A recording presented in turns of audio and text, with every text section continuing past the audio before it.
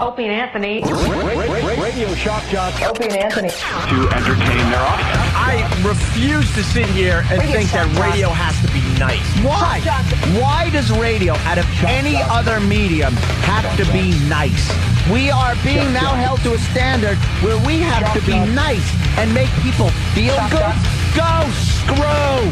Radio bad boys, Opie and Anthony. Controversial radio personalities, Opie and Anthony. Infamous DJs, Opie and Anthony. Talk show radio hosts, Opie and Anthony. Opie and Anthony. Opie and Anthony. Radio shock jocks, Opie and Anthony. Opie and Anthony. Shock jocks, Opie and Anthony. Shock jocks, Opie and Anthony. Opie and Anthony. Shock jocks, Opie and Anthony. Opie and Anthony. All right, we get it. We're retarded, broken down people. You want to shoot people, and I want to hook her, and you can't stop picking your dumb hand. He's fat and retarded, Steve's incompetent, Ben's a drunk, Dan hates his mother. And then the audience is just the drooling mongoloids that are chained to the wall. I can't believe the choice of humor. Do you think that's funny? Make a pie, bud. So we're like a little better than them. It makes us feel better about ourselves. Absolutely. We definitely make fun of people that can't fight back. Can't fight back. And they're gonna listen. It's time for people to understand these are words. If you don't like them, turn the dial. But enough of this palaver. Let's get the show on the road. Hey, good morning to everybody. Hi. Blame me, blame me, blame me. I got sick. I wonder what happened to the guys. Where'd the guys go? It's not like them to take a day off after having a few days off. This is a little weird. Blind CC, blind CC, blind CC, copy paste, copy paste, copy paste. Why are the guys off today? I don't know. Stupid food poisoning. Food poisoning. Yeah. On Tuesday, I look at Anthony and I look at Jimmy and I go, wow, man, the show seems to be going by really slow. Yeah, and I was like, no, you know something? It's zipping by. Yeah, Anthony, and it did. Anthony looks at me and says that. I go, uh-oh, something's going on with me. And I had a low-level headache all day Tuesday. And then I went to the gym, and I have a headache as I'm trying to work out. I'm like, you know what? I'm going to just struggle through this workout even though I'm not feeling that great. And the headache got worse and worse and worse as the day went on. 8 o'clock, I'm like, I'm just going to bed. I don't feel right. Mm-hmm. I popped a couple aspirin. Next thing you know, I'm just probably one of the worst headaches ever. To the point where I can't lay in bed anymore. I'm now pacing my apartment from end to end with my eyes closed because even just having my eyes open and any little bit of light was driving me nuts. So I turned off all the lights in my apartment, but lights were, the light was coming in from the outside, and even that was bothering me. So I'm like just walking and pacing with my eyes closed. Next thing you know, I'm in the bathroom. And I'm sitting down. Let's just put it that way. I'm sitting down. Where? In the bathroom. Yeah, but where in the... On the turlet. Yeah. On the turlet. The chairlet. I think my grandma used to call it the turlet. Why don't you go, if you got a tummy ache, why don't you go sit on the chairlet a while? Right, on the Just turlet. sit on the chairlet.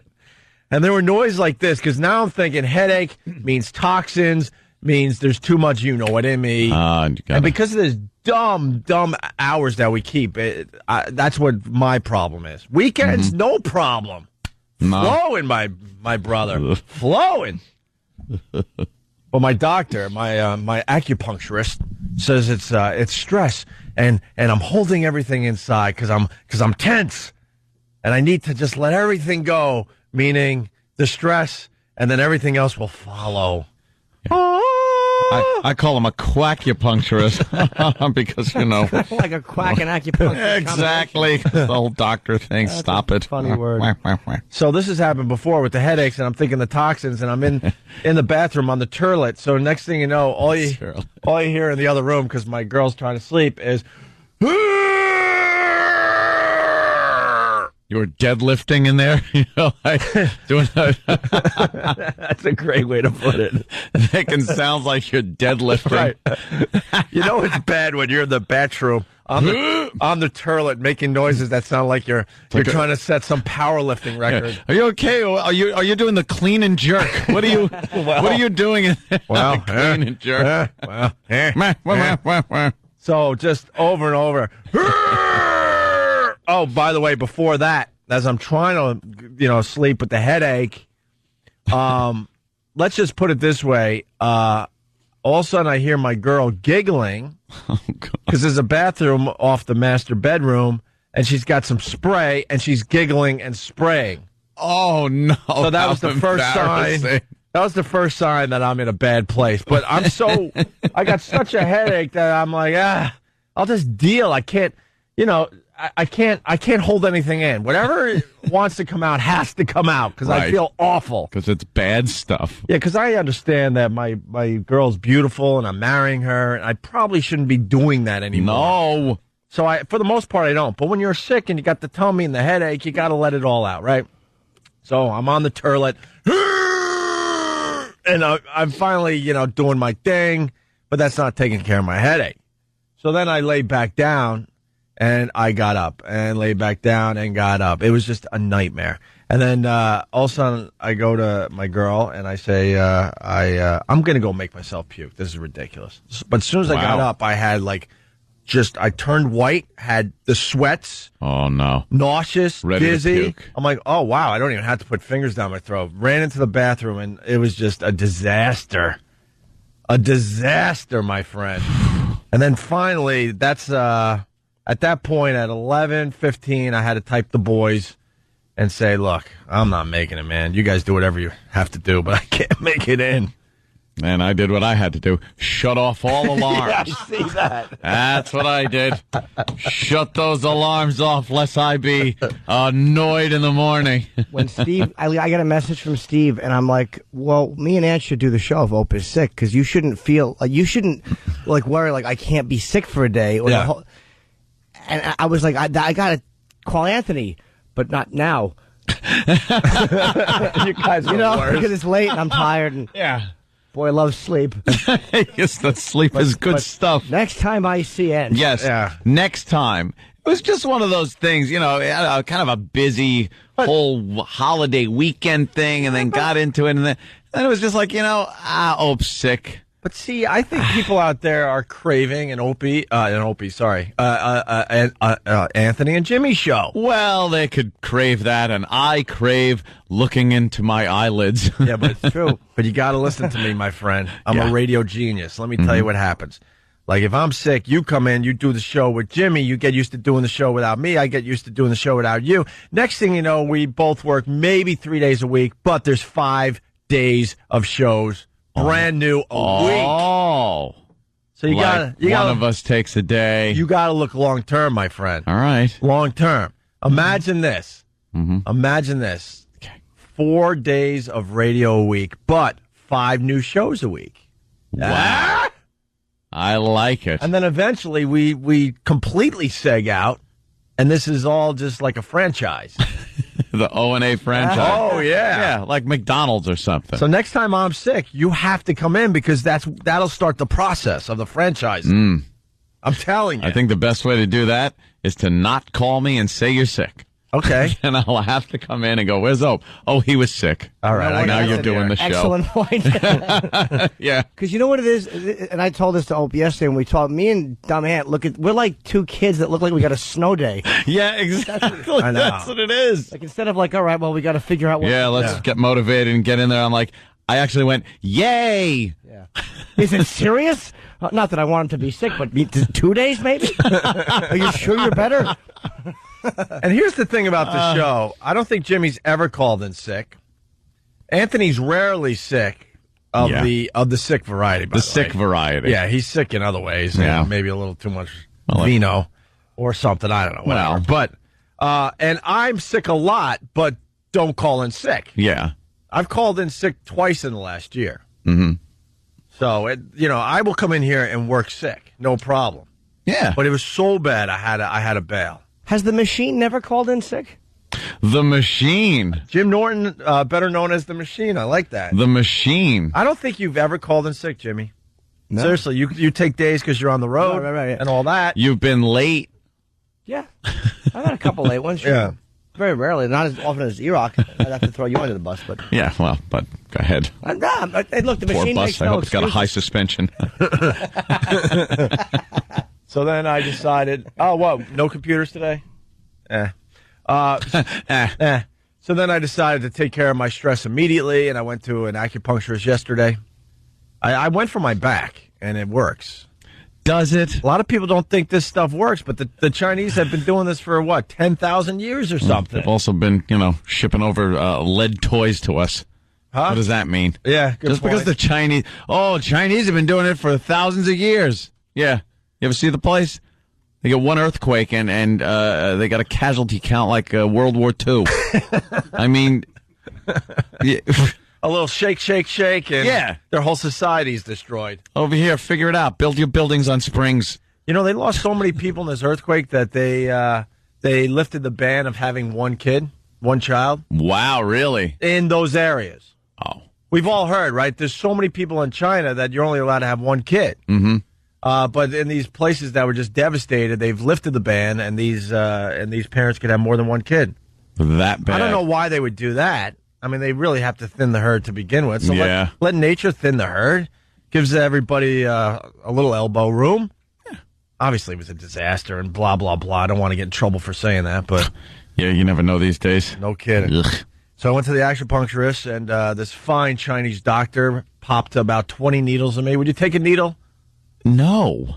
Would you? All right. Why would I? Would you take needles to your ears? No. Why would I do that? How about a needle on both sides of your neck? Kind of Frankenstein-ish? Oh, that's great. You know what kind of important blood vessels run up there? It's everything that feeds your brain. All right, follow me. Shoving needles in your neck? Follow me on this because it's going to skeeve you out. How about a needle to the forehead, right in the dead middle? No. Where some religions put that dot. Why would you do that? Would you put them in your kind of like your wrist area? No. How about your inner calves? Outer calves kind of shit area? That's creepy, first of all. Is it a guy? No, it's a Chinese doctor. And her name means beautiful person. No, it doesn't. Yeah, something like that, yeah. A Chinese doctor named Norton? How about in the top of your feet, my friend? No, not in the top of my feet either. I believe there were 20 needles. This was a little stress therapy. How about this? So now you got the 20 needles, right? Mm-hmm. She goes, I want to attach them to some electrodes and run some electricity through them. All right, now I know they haven't been doing this for thousands of years. True. They got updated a little bit. And what does that do? Does it make your muscles go like E-I-I-I-I-I? No, it didn't. Twitch? Do you twitch? But you feel almost like you got like a bee. and that area. What does this do? And that area is kind of vibrating. And she turns it up until you can't take it anymore. And then she leaves the room. She goes, meditate. She goes, repeat after me. Or relax the head. Relax the shoulders. And all the way down to your feet, right? Mm-hmm. Before I got to my feet, out cold, my friend. Next thing I know, she's coming in the room. I'm like, wow, that was fast. She goes, that was 40 minutes. Okay, so you're telling me you took a nap. With needles in me, I guess. She got you to take a nap. She did what kindergarten school teachers do. I feel less stress. And guess what? You saw what I did as Ecstasy of Gold was playing, my friend. Everything relaxed, and I let go a lot of things just now. Is that it? God damn, why? Let's say hi to Steve, Long Island. Steve. Good morning, guys. Good morning. Anthony, you pee-whipped freak of nature.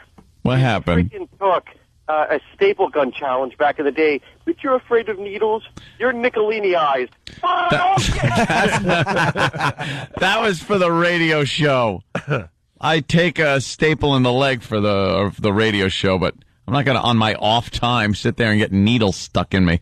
I'll get a picture of Pinhead. Yeah. Well, did you look like Pinhead? I'm hoping. You know what I'm hoping for? Because I've seen like the needle charts. Yeah. I'm hoping for the acupuncture needle to the taint. Don't tell me there is a spot on the body, which I don't understand, too. It's like, the right earlobe helps your liver. Right. It's like, how could that possibly work? Actually, it has something to do with your feet, if you really want to. Oh, with your feet? I think why not stick the needle in your feet? Well, you stick the needle. Oh, but that takes care of your kidneys. And I'm wondering if they put a needle in the wrong place, all of a sudden it stops your heart or something. Yeah, if it does that much, Right. they better be careful. Find the acupuncture chart because there is. What's the taint? I think it's that.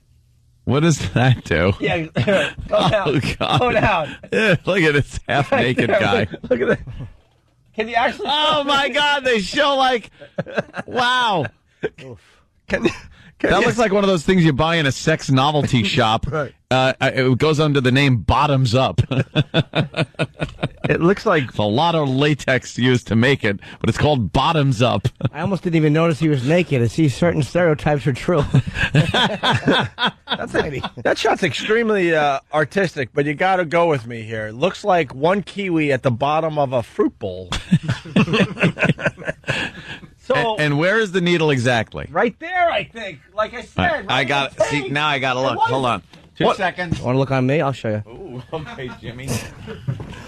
Ah! God, it's dead center on the taint. What does that cure? Can you find out what the needle to the taint cures? Probably just like all fun times. It's horrid. If you're having too much fun, they end it that way. Because Anthony, it was kind of accurate. If you put one in your foot, it helps either your kidney or your liver. So if you put a needle in your taint, what does that cure? And by the way, No way they're putting a needle in your taint. and someone's saying placebo, you're smarter than that, whatever. I was relaxed and feeling good after this whole treatment. I don't know. I'll give it a shot, see what happens. I used to get acupuncture, and I'll tell you one thing: it's not a placebo. They've done like all kinds of weird tests where the area that's supposed to be stimulated by it actually is stimulated. Right. And one part of my thigh used to go numb because of a couple of where the needles were nowhere near my leg, but every week this one part of my thigh. I don't know why. It was just like a weird side effect of the area they were doing. Sure. But it was, I got it for a long time. It's not a placebo. So we're sitting on your leg while he's... Oh, boy, we haven't been here a while. That was only the U, I think. That's what the taint one would cure. Did you get one? I think I only made it to the U. The worst one I've got, one of the only ones that hurt was on my toe, right where the nail and the skin. Oh meets. my God! But that's a torture. But no, they didn't do it. They didn't ask for secrets. They just did it. I could have taken it out if I wanted to. Did you have to do the checklist, like all the crap you got wrong with you, like constipation, stress, all this? Yeah. And they had a whole section on erectile dysfunction, and I have no problems in that area. I want to make that perfectly clear. But Is that where the taint one is for? But I almost checked it to see where the needles are going to go. No. Where do they have to go for that? Probably on your hands, so you stop desensitizing yourself. Send your needles in your fingers. Well, following Anthony's whatever, like he said, one in the foot does the liver. Yeah. I'm babbling here. Sorry. Erectile dysfunction. I'm thinking next thing you know, they're popping needles in your nose to take care of that problem. Of course. Yeah, Something stupid that doesn't make any sense. How did they figure out? Okay, here's something. Thousands of years, you say. Tens of thousands. Even better. Yeah. How did they figure out that something in your foot, a needle in your foot, will help your liver or whatever? Like, how do they think? I think it all is some hokum that this guy thousands and thousands of years ago comes up with and goes, oh, this is connected. Meanwhile, it's not connected. They didn't know anything back then. I don't know. They didn't know anything about how the human body worked back then. Yeah, I don't know. This was before drugs, I guess. It was before any concept of your physical being and how the body works. They knew something about it, though. I mean, don't forget, most drugs somehow come from like a combination of natural things in one way or another. And Michelangelo used to dig bodies up and open them. I mean, they had some understanding. Well, yeah, but that was was Western. That was Western medicine. The Chinese have always been good at medicine. Have they? Yeah. Have they really? A billion of them. Oh, yeah, people are in billion China. of They're them. doing And okay. they'll live to the ripe old age of 40. It's very quick medicine. It works briefly. You'll be healthy till you're 40, then you're finished. One step off the curb. Bunch of needles in you too. Here, look at that foot. All right, this is hilarious. All right, so you get a needle in your big toe. That helps you with your sinus problem. Really? A couple of the little toes will help your eye or your ear. The little pinky toe will help your trapezoid muscle. So if you stub your toe, your nose will clear up. Is that what I'm being led to believe? Why wouldn't that work? I'm not going to lie to you. I've kind of thought that exact same thing. That's what freaks me out. But if you want to cure, can I say anus problems? Sure. All right, if you want to cure, you put a needle just off your heel. And if you want to help explosive, you know what? Really? The tip of your heel. Like the back? The very back. Yeah. That helps explosive. Yeah. I think people can figure that out. Yeah. And then the heart is like the lower pinky toe or little toe, like where the toe is now in your foot. So if someone steps on your little toe, you could drop dead. I don't know. They know nothing. All right, maybe this is hogwash. Hogwash is right. Maybe it's hogwash. No, Poppycock, don't I like say. You're being a couple of gargoyles. You raise a good question, though, but how did they figure... It's not. It's real, but how did they figure it out is an interesting question. Yeah. I don't know that how is it figured out? We can talk to. Well, so long ago. Yeah. Well, Western medicine is incorporating more and more acupuncture into their things. I'm not buying it. So I wouldn't go. And here's a little known fact about me. I'm not a big fan of the pill. Not, I was going to say, wait a minute. Pills in general. What they got you doing? Pills in general. Because I was telling Jimmy as we were walking in here, if natural medicine could cure a few little things like stress and maybe help you sleep better, maybe get rid of the constipation, then what the hell? Because a doctor will go, oh, can't sleep, here's your Ambien, you're constipated, here's this. Stress, why don't you take a Xanax or whatever. I'm not a fan of any of that stuff. So if this works, great. If not, I'll get a pill. That's it. Let's go to Robin in Detroit. Any piece of crushed grass or root that takes the place of a good Valium. You ever drink crushed grass? What was it called? What's it called? Wheatgrass. Wheatgrass? Yeah, it doesn't. It tastes better than you think. I kind of see what cows enjoy about it. It's really good. It's very. It's kind of sweet. I hear it really does some major damage on the way out. Real pipe cleaning. Oh yeah, Straightens you right out. It tastes like the grass clippings if you mowed your lawn. Yeah, it's like you're drinking. Tastes like a nice summer day when someone's out there mowing their lawn. You're drinking grass clippings. Let's say hi to Robin in Detroit. Robin, regular to the Opie and Anthony show. How are you? I'm good. How are you guys? Good. Hi. I just wanted to call. Sorry for my voice, but I have strep throat. I just wanted to call and tell you about that. The Chinese earthquake and having more than one child is not true. They said if you can prove that you lost your child, you can apply for a permit to have another one. Oh, okay. Apply for a permit to have a child. That's a wonderful country over there. Yeah, thanks, Robin. I mean, I read the first paragraph of stories. I guess that was deeper into the story. Kind of like That's that. okay. We still love you guys. All right, thank you, Someone Robin. tells me if you're in China and you apply for a permit for anything, they come and kill you. I just think that's a way to kind of find out what you're about, where you live, and then they just the government comes over and kills you. Sure. You have quite the misconception of China. It's going to be interesting to watch the Olympics and see how open they tend to be. Scott from Hot Pog writes, "Hey Opie, where do you put the needle to cure your poisoned soul? You cake stomping ghoul." Oh, but I hope you didn't, because that's what makes you want to. Whatever. Hey, needles stimulate the blood flow to needed areas, and opening up energy path on your meridians. And that's what acupuncture does. So do leeches. Well, blood flow to the area. Let's put some leeches on it.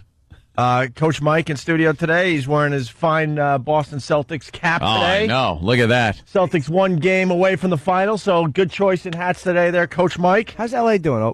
LA's, it's going to be like old school. We're going to have the Lakers and Celtics, like the old days. Wow. Just like, were they like a big rivalry? Probably what? When Larry Bird played? Yeah, probably like 20 years ago. When was the last time the Lakers and Celtics? See, we should know this. Was it? So it's going to be 20 years ago. Yep. Coach Mike Stuntbrain, he wants to get an acupuncturist in studio tomorrow. Jimmy, would you take some needles for the show? Absolutely, yeah. Anthony, would you take some? I won't. I did no. See, but you're the one we need to do this. It hurts. It doesn't hurt. It hurts. It doesn't hurt. It's a needle going into me. It hurts. It doesn't hurt. See, you're the one that needs to do this. Because I could take the needles, Jimmy could take the needles. It would be very... How do you know they're sterilized? Because we'll get a real acupuncturist. And what do they do to sterilize the needles? A little alcohol. Alcohol? And they're in protective things. Yeah. I want packaging. Put in a clav. What? Autoclave. What? I wanted put in an autoclave. They're all like wrapped up individually. I was ready to call it a clavicle. I want to put in my collarbone. You're picturing someone coming in with like just knitting needles, just throwing them on the table. That's what I picture. In their pocket. In their pocket, They pull darts out and start throwing them at me. It's all sterile. They're all individually wrapped. They pull them out. No one has touched them, and then pop. How are they like the size of human hair? They're extremely. I don't know what the word is, but they don't hurt. Are they thin? Like very thin. It's not even. It doesn't even feel like a sting. It feels like just a slight prick. Ow! They tap them in a little bit, right? Yeah, they just tap. They go like this. Pop. No, I don't like that. Do they turn it? Do they spin them a little bit? Pat Duffy will do acupuncture. It sounds like it hurts. That's not the bit. Anthony needs to do the needles. Need what do you need curing besides your alcoholism? Jesus. Where does that go? Yeah. They just put a bunch of them through my lips. Well, yeah. And then bend them over like staples. Exactly. There you go, cured. Yeah. I think we need to get an African tribe to cure that. All right, look. I might do it. One. You can't do one. What if I only have one problem? I need to put it in like my arm. We want you to look like Pinhead. And I want it to be in a spot that doesn't hurt as much. Like, there are spots that are really sensitive on the body. Well, the easy one, because I had some acupuncture for my back. That's easy. Popping them in your back is easy. I don't want to pop it. My back, that's easy. Knock wood, is fine. I could see him sticking something in there, and I'll be like Christopher Reeve. All right, what's your issue?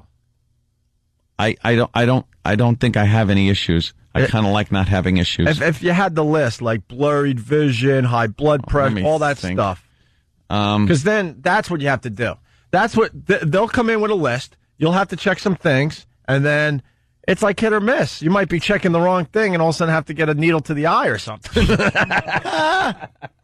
I'll give you the number of my old acupuncturist, or his name. He was an Asian guy. He was like it was a generational thing. Yeah. Father did okay, tinnitus, a little tinnitus in my left ear. Really? Yeah, from years of being in rock bands. You better look at the chart, man. Oof. Oh no, where's the tinnitus one go? Wow, right in the tip. Ow! It wasn't a pincushion anyway. Ow! All right, we got to take a break, but we have to find out a needle to the taint. What does that cure? We still don't have an answer. Yeah, that's the big question today. That's the big get. And really fast, Adam in Jersey. Adam, listen to this guy, Adam. Yeah, but my pediatrician during his internship was in the room while they were doing open heart surgery with no anesthetic at all, just acupuncture. Just needles, no drugs. That's impossible. See, I haven't. When was he in Thailand or some other? If you Google that, you'll find some stuff on it. Look, I have an open mind to some of these alternative medicines and alternative. What's the word I'm looking for? Yeah, it's pretty much. I'm still dehydrated from Tuesday night. I'm dying. Alternative medicines, whatever. Yeah. But I mean, to think that someone did open heart surgery just using acupuncture as anesthesia. Although the lady I had yesterday said that's true, that you could use acupuncture for anesthesia. I don't know. I'm not that open minded. I can't imagine. I don't know about that. All right, thanks, Adam. I don't know. My pediatrician didn't believe it, but he's a convert now, so. I'm sure you're telling the truth. I'm going to look it up online as we go to break here. Thanks, Adam. Cool, thanks. All right, we're just getting started. We're back live, which is nice. Phone number 877-212-ONA. Opie and Anthony. Cool intro. What song is this? This is Herbie Hancock. Our club somewhere will play this. All right, we're back with the Opie and Anthony show. We'll just go with it. What, you got something over there, E-Rock? There you go. All right. Like that. Good morning. Phone number 877-212-ONA. It's a busy week for the radio show. Saturday, we're going to be checking out SDP at the PNC Arts Center in Homedale, New Jersey. And then we're going to take a choo-choo Sunday morning. A choo-choo to make sure we make the River Rave up there in Boston and say hi to some old friends and some new friends. And then, we're doing our show live from the BCN studios Monday morning, right? Is that how that's working? Yeah. All right. You better be there, man. I'm going to be there. I just had no idea, the logistics of the whole thing. So we're going up. I mean, we're here in New York. We got what?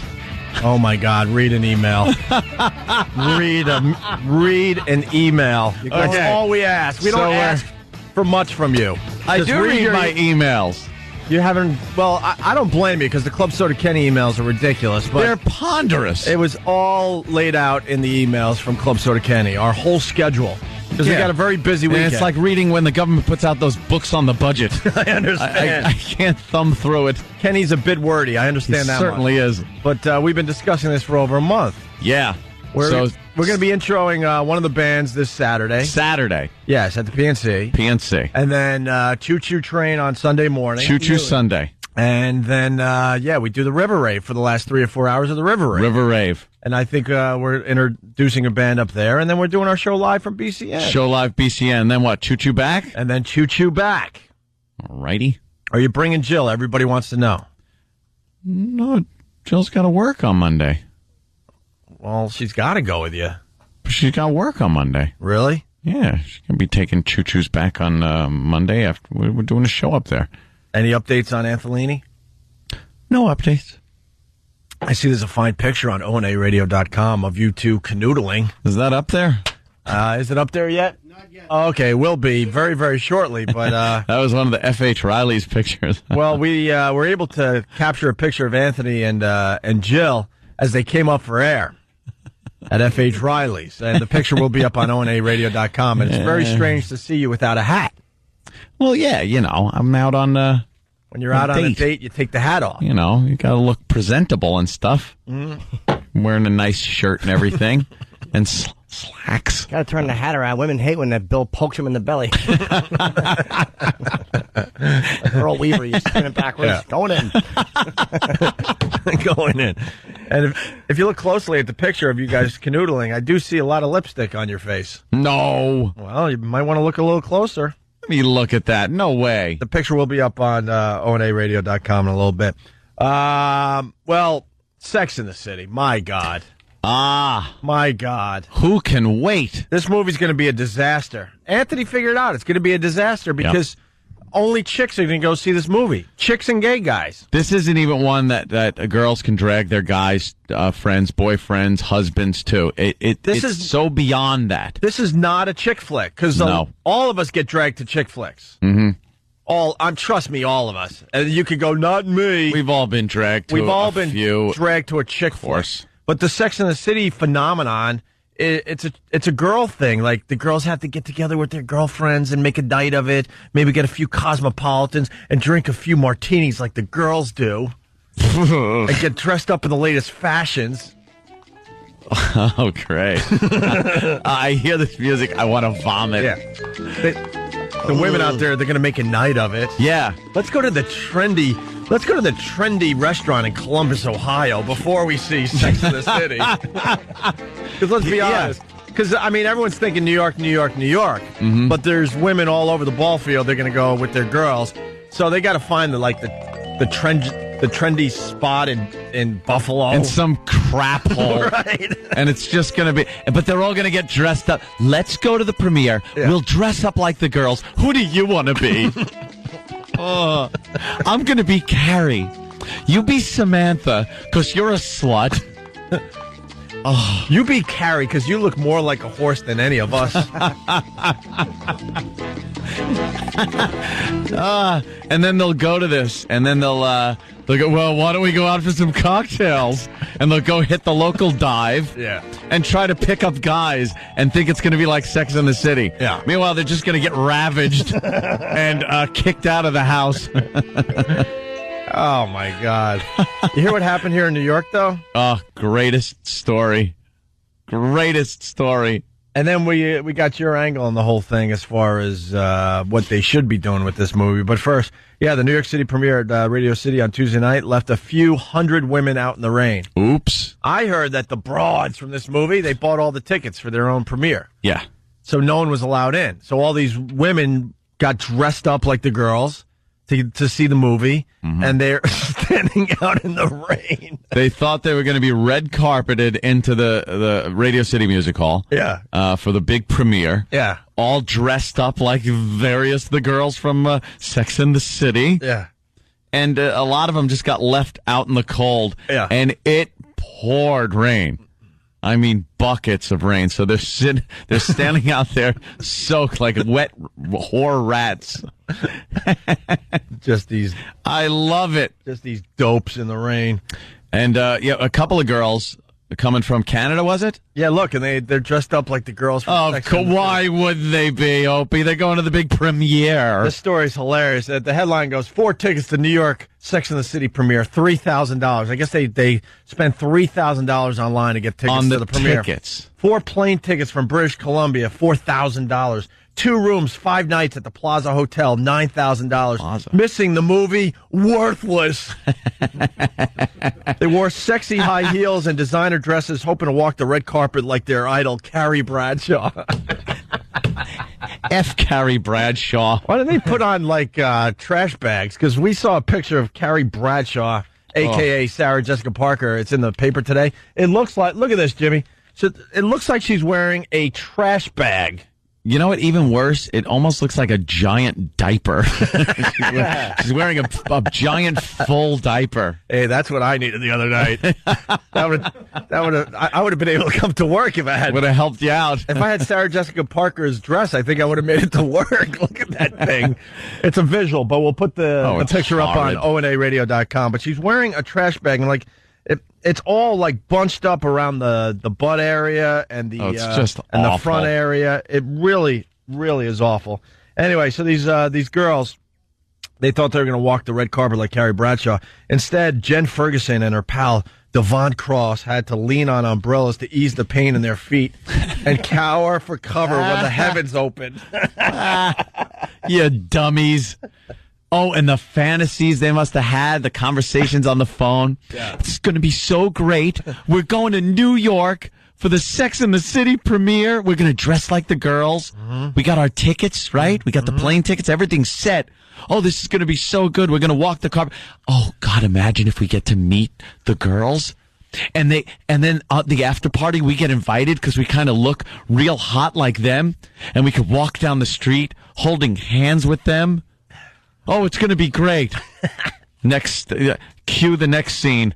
Lightning, and they're drenched, crying that they couldn't get in. With some homeless guy hitting them over the head with a piece of cobblestone. Dragging them off into an alley to be raped. Dragging them uptown into a empty brownstone. Yeah.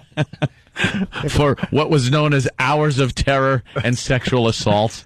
For the sex part of Sex and the City. Yeah. Here's the city. Now here's the sex. The city, well, that's the abandoned brownstone, and the sex, wow. Well, you're probably not going to like this. I just happened to call a few of my buddies. Your evening will be memorable, though. Take a team of psychiatrists to get rid of it. The young women who arrived in New York on Sunday as a gift from Ferguson's parents planned on spending 5 days in the city to make Carrie and her 3 girlfriends proud. So I guess they were going to hit all the Sex and the City spots.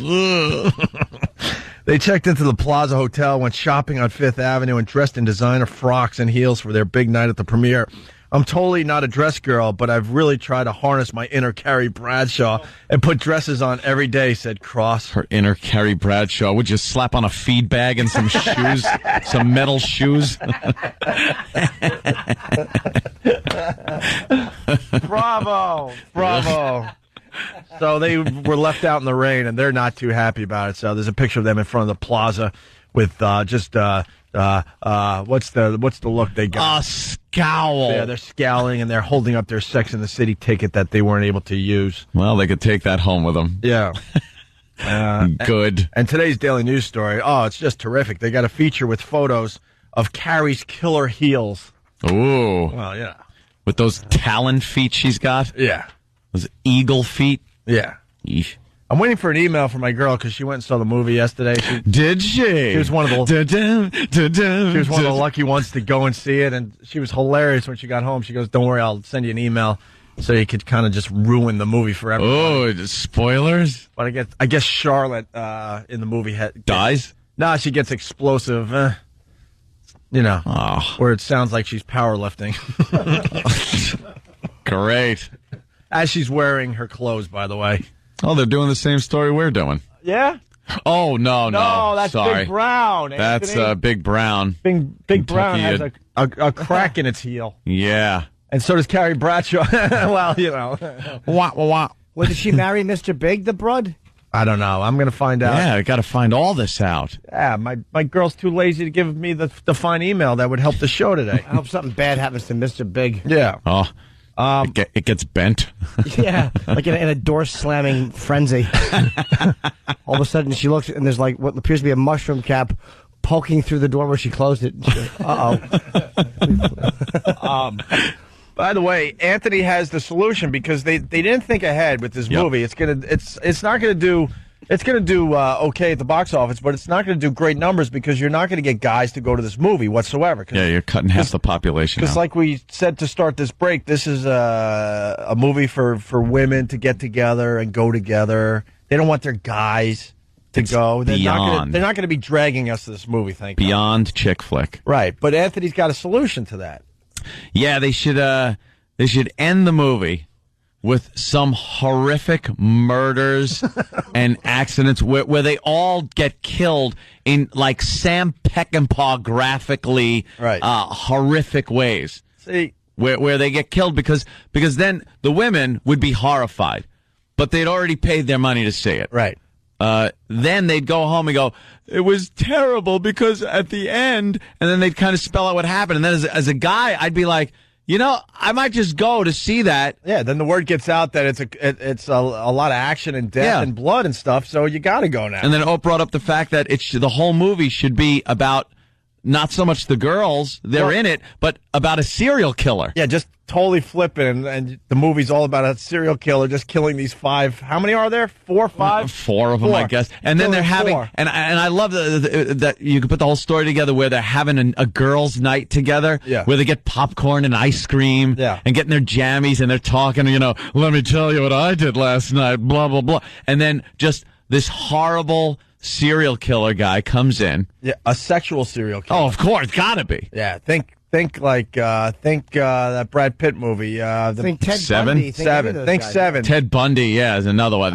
Think Seven. Think horrible. Carrie Bradshaw's Richard head. Speck. Think something like that. No, I'm thinking Seven. Carrie Bradshaw's head in a box.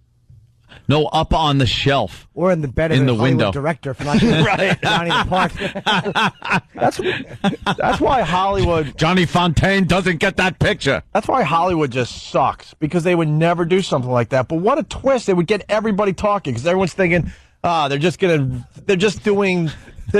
doing a movie of the series. Who gives a crap? But if they flipped it like that, it would be all the buzz. It's funny that you just said that's why Hollywood sucks, because they won't let the Sex and the City girls be raped and stabbed at the end of the movie.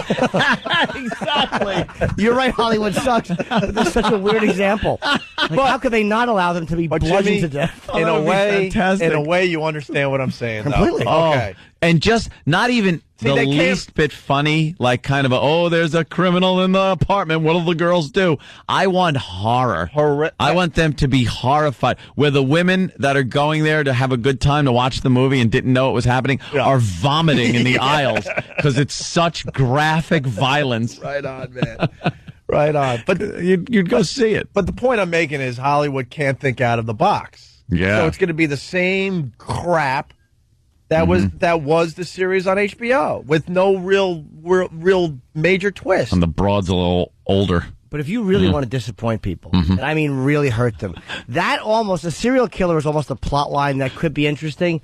I like the idea of she's about to marry Mr. Big. Yeah. All 4 of them are in the SUV on the way to the church, and a dump truck just barrels through a red light and kills them all. Like, all of a sudden, they're on their way to this music, and you hear, dead. Just not even a storyline that could be interesting. Just kill them so the women cry. And all of a sudden, the next thing you see is, like, police tape around, and they're like 4 bodies in the street with white sheets over them, and the credits start rolling. It's so unsatisfying to everyone. That is good. I want such blood and gore and car chases and stuff that Like this weekend, all the women go to see the movie. Next weekend, guys are basically pushing broads out of the way to get into the movie Whooping and theater hollering. because the word gets out that it's a movie for them. As that for dump us. truck. Blah. Well, the first week it makes say $48 million at the box office. Week 2, $11.50. Because everyone's so disappointed. Just so disappointed and disgusted. I want one of the girls from Sex and the City to go the way of my 4th grade teacher. Snowplow to the head. Oh, decapitated. that'll hurt. Wow, really? Decapitated in Canada, my friends. That would be Ouch. a fine scene in the movie. Oh, I like this. Bob Kelly's Army says, final scene, camera zooms in on Carrie's designer shoe, slightly askew.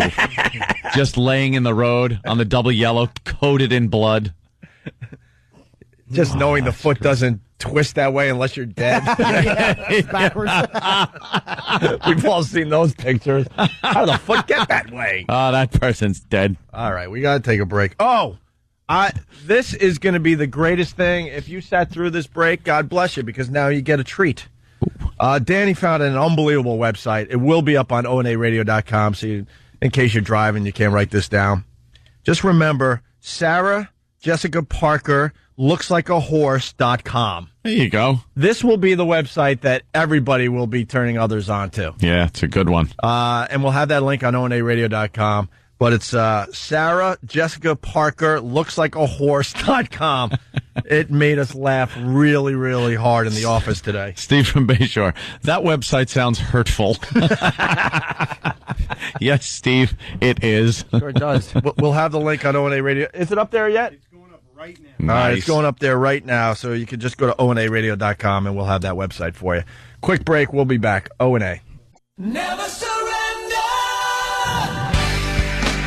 Hey, this is comedian Nick DiPaolo. I'll be performing at the Trump Marina June 14th in Atlantic City with Jim Florentine. For ticket information, go to nickdip.com or ticketmaster.com. Never surrender. Never say die. You got the heart of a hero. Never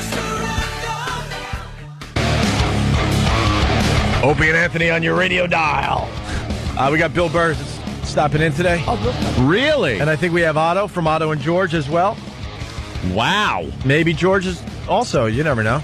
We don't even need George in here these days. Otto's just gold by himself. I think so, too. Like when Otto just talks about his life. Yeah. Brings in toys like his silly camera that makes so much noise that he couldn't load. The best part is the tape goes right in.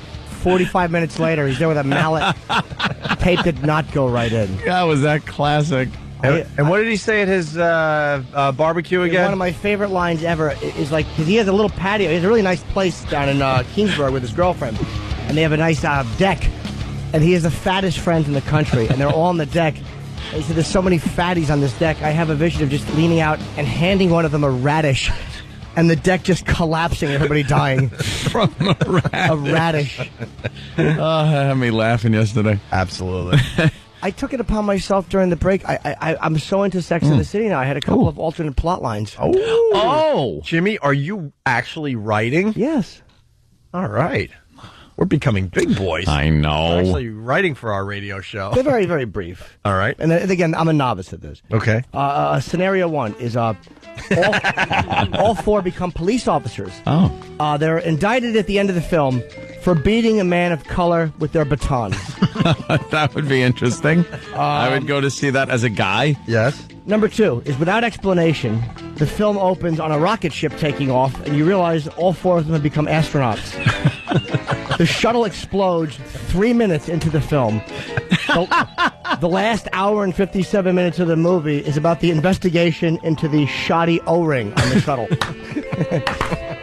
Oh, perfect. And my third one is that the wedding bells are ringing. Oh. And Carrie is left standing at the altar. Oh, boy. Oh, no. When 20 minutes before the wedding, Mr. Big is arrested on the business end of a glory hole.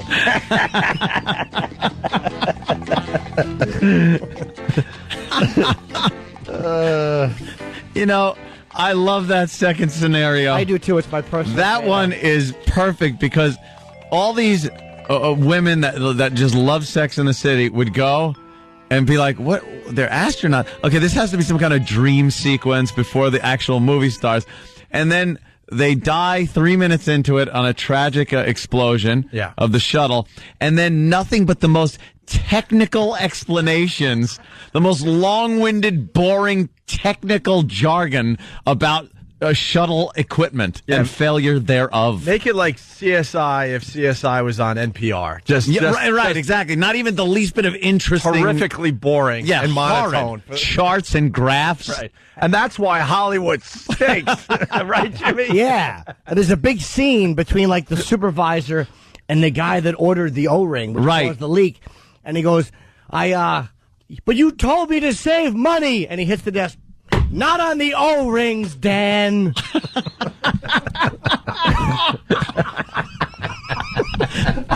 Oh, am I there? Oh, hell I am with you on that one. Hell yeah. And just puzzled women sitting there watching going, when does the movie start? They would start shifting nervously in their seats, probably like 5-6 minutes into it. Right. The girls have been dead for 3 minutes. And it's all just like NASA talk. And they'd be like, all right, this is not a dream. What is happening? Yeah. Boo! Yeah. Boo! Where's the girls and the funny outfits? Yeah, where was the shoes? Jimmy, could you treat us to more scenarios as the morning goes on? I really like the idea of this, but that one, that is a good one. Please, because we're trying to figure out how to get guys to go see this movie, and of course, guys would see what you just laid out there. It would be critically panned. It would get like no stars on it. Because even guys don't want to see an hour and 57 minutes of technical just technical talk without any entertainment value whatsoever. Yeah. Like C-SPAN, absolutely. We forgot to play the audio because, the news is covering the Sex and the City premiere. Listen to this. It's a phenomenon. Listen to this. Sarah Jessica Parker, who we've come to know and love as Carrie Bradshaw, walked the hot pink carpet tonight, arriving in high style. Her adoring fans even waited in the rain to catch a glimpse. God, how much spackle was on her to make her look like anything.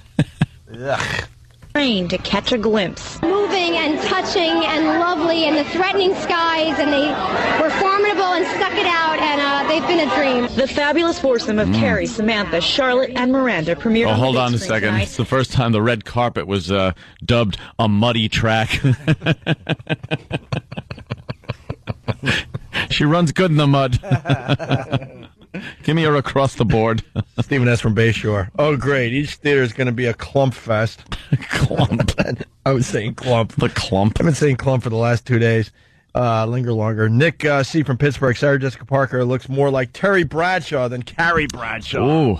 Nice. That'll hurt. Of Carrie, Samantha, Charlotte, and Miranda premiered on the big screen tonight. This movie has been highly anticipated. The cast even shot fake scenes because the plot kept getting leaked. We got a little paranoid, but then we couldn't keep it up because we didn't have time in the day. What? I don't know. And it's so important that the plot don't get leaked. Ooh. Oh, wow. What'll happen? I don't know. If it's one of Jimmy's movies, of course you wouldn't want the plot to get leaked. It's gonna be That's fantastic. It's going to be the same old crap. By the way, the movie's getting bad reviews so far. Is it? Yeah, one reviewer said it just looks like a very special episode of the series. Yeah. Like it doesn't feel like a movie. It just feels like one long like TV movie. What does Rotten Tomatoes give it? 65? 65? Ah, they're not brave. And then this. That'd be good if one of them dropped a rotten tomato out on the floor. That's a big disappointment. After the old kerplunk, you hear like a collective sigh from the woman in the audience. Oh. And then this. Royal fans lined the street outside Radio City Music Hall. Some even flew to New York just for the premiere. This woman explains why she loves Sex and the City. I thought the writing, I thought it was hilarious. I thought that it was very innovative. Just the clothes, everything about it I loved. With their candid talk about love, life, and of course, sex, these characters became pop culture icons. Carrie provides us insight, real insight into what we think and what we love. What? Oh, shut up. Oh, do you hate talk like that? Do you hate broads? She gives us insight. Look, I love women, but I hate broads. Broads are going to see this. Broads. An insight into what? Yeah, what is Carrie Bradshaw? What kind of insight is she giving to women? To women that matter. To broads, she might be giving some insight. Yeah, let's say hi to Jared in Boston. He's a regular to the show. What's up, Jared? Hey, boys. Good morning. Good morning.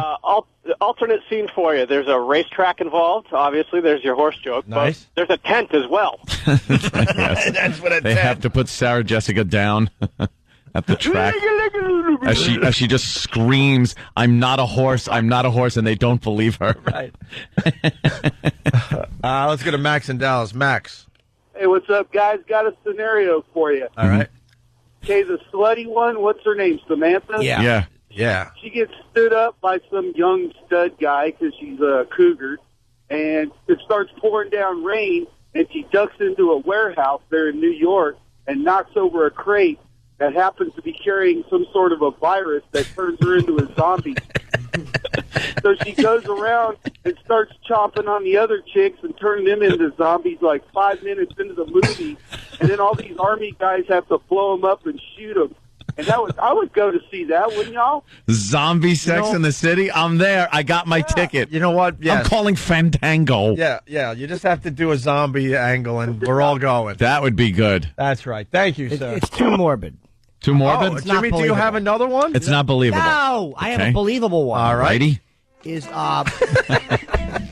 the girls realize their dreams about opening a ukulele factory in southern Iraq. They go there and they call it Four Hooves Ukulele Emporium, and they sell a ukulele to a local sheik, and it doesn't play well. So he has all four of them executed under a fig tree. At least that's more believable. Yeah. Sure. Yeah. And that's why Hollywood stinks, That's why Jimmy. They're not going to do something like that. You got to flip this movie, and then everyone will go see it instead of just the broads. They were actually high on that script, but nobody could find a fig tree, so they had to scrap it. I had the It got all the way up to the fig tree part? Oh, they actually shot a few scenes. They built the ukulele emporium. It cost like $40 million. It was just a big expense. Maybe see it on the DVD. Yeah. They might have some of those lost scenes from the earlier scripts, yeah. Jimmy, you got any more in you? Hopefully. All right, as the morning I goes. want them to be believable, though, not just junk. Yeah, I understand that. Not just garbage. And let's not forget about this great website. It's called Sarah Jessica Parker looks like a horse.com. Oh, it's up on O&A Radio? Yeah. All right, very, very good. All right, changing gears for a little bit. We're obsessed with this movie. We'll go back to it. Maybe with Bill Burr, we'll get his take on this whole phenomenon with these broads. One of my favorite stories, we have an update. Hilarious, man. Last August, this guy, Stuart Sugarman, was attacked during a spin class at an Equinox gym. A spin class? This is one of the greatest stories ever. Ever. Jimmy, you don't really work out in a gym. Well, you work out in your building, Jim. And you get these guys in there that have to grunt through their workouts and stuff? None of that. It's all gentlemen. There's none of that. Because it's not a gym where there's a spin class. It's a building gym, which is a good size, but it's not the size of an Equinox. Well, Sugarman claims that another guy, listen to this, in the class, in his spin class. Spinning. Spinning is for women for the most part. Of course. I don't really see many guys in For broads. For broads that are trying to look like Harry. Sugarman claims that another guy in his spin class asked him to stop grunting so loudly. So you got a guy, he's in spin class, and he's grunting his way through the workout, which is just the worst thing to hear when you're just trying to, get a little exercise. You don't want to hear another guy grunting through his workout, just doesn't give a crap that everyone else is in this tiny little space with him. So they argued about it, and that's when it got ugly. The angry spinner, Christopher Carter, allegedly, listen to this. I've never heard him called spinners before. Oh. Well, it depends on if they're slight of build. Allegedly, this guy picked up Sugarman because he had it with his grunting, picked him and his bicycle, and threw him against the wall. Beautiful. Sugarman, who had back and neck surgery after the incident, says that he has not been able to return to his vigorous exercise routine. Very injured. So, of course, he's suing. He's suing threw everybody. me against the wall with my spinning bike, and I lost my shoes. But what an animal, man. Wow. Picks the dude and his bicycle up and throws him up against the wall. And we saw a picture of this guy in the paper. Yeah. He's a big boy. He wasn't that slim. The guy that got thrown is a big boy. Yeah. Yeah. So we're following that story. That just. He was yelling. There's actually quotes of what he was yelling. Oh, really? Yeah, it says the noise is all part of the spin class culture, and it says he just can't help the grunting, nor can he help shouting, woo, woo, or great song, or good burn, or inexplicably, you go, girl. Okay. Starting to get a little more of an insight on this gentleman. These are the things that Stuart Sugarman. Is that misspelled? It's supposed to be Stuart Sugarbritches. What a sweet name. Was screaming, and the other guy, I just couldn't take it anymore. The other guy seems like a real tool, too. But I told him to shut the F up. And the defense lawyer for this. Woo, woo, you go, girl. And the other guy who probably lost money on the market that day. Yeah. Is just thinking. And he's got to hear, good song. Yeah. And as he's grunting because he's on a spinning bike without a seat. Yuck. Love that story, though. So what, Sex and the City, they said they had to keep changing the movie or something because what? Well, they didn't want it leaking, the plot line. Oh. Yeah. Very important. They didn't want it leaking that Carrie winds up getting married at Town Hall. The wedding was supposed to be at the New York Library, but Mr. Big stood her up at the altar. They didn't want that coming out, I guess. Oh, I guess not. Yeah, so they had to, redo that scene. Oh, stood her up at the altar, huh? They didn't want people knowing that Miranda tells Mr. Big he's crazy for getting married. Mm-hmm. Her husband cheated on her because she wasn't into sex. Goes to couples therapy. Carrie finds out what she said, and there's major drama. Uh-huh. They didn't want it leaking out that Charlotte, she goes into labor yelling at Mr. Big, and he has to bring her to the hospital. Oh. And they certainly didn't want it getting out that Samantha dies of ovarian cancer.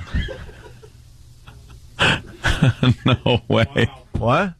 No way. What? Is that the truth? That's a good one. What? Does she? You're spoiling the film for 3 of our listeners. Yeah. No, Samantha gets fat. For real, or they put her in a fat suit? What do they do? E-Rock, did you see this movie? No. Oh, yes, he did. Samantha got fat, lives in L.A. with a young actor she manages. Instead of cheating on him, she started eating. Yeah. So she actually gets fat in the movie? I guess she starts the movie fat, and they explain why. She starts the movie fat, and they explain why? What do they do, like a flashback? Oh, great. I don't know. E-Rock never is able to explain these things very well. I know, you're the greatest point starter offer. Your name should be Teddy Tapers. That's what all your points do. They taper off to nothing. He always starts off with a bang, and then she got really fat. What happened? They start off in Well, that's what I got so far. Well, we got more plot lines. Is this from Steve? Yeah. We got Big and Carrie get married after he dumps her at the altar. Sarah Jessica Parker looks like S. Candice Bergen's in this movie? I guess. And she looks frightening. Samantha goes through a midlife at 50 crisis and dumps Smith. Who's Smith? All right. Oh, dear. I'm with a cougar. Whoa! Dr. Zachary Smith?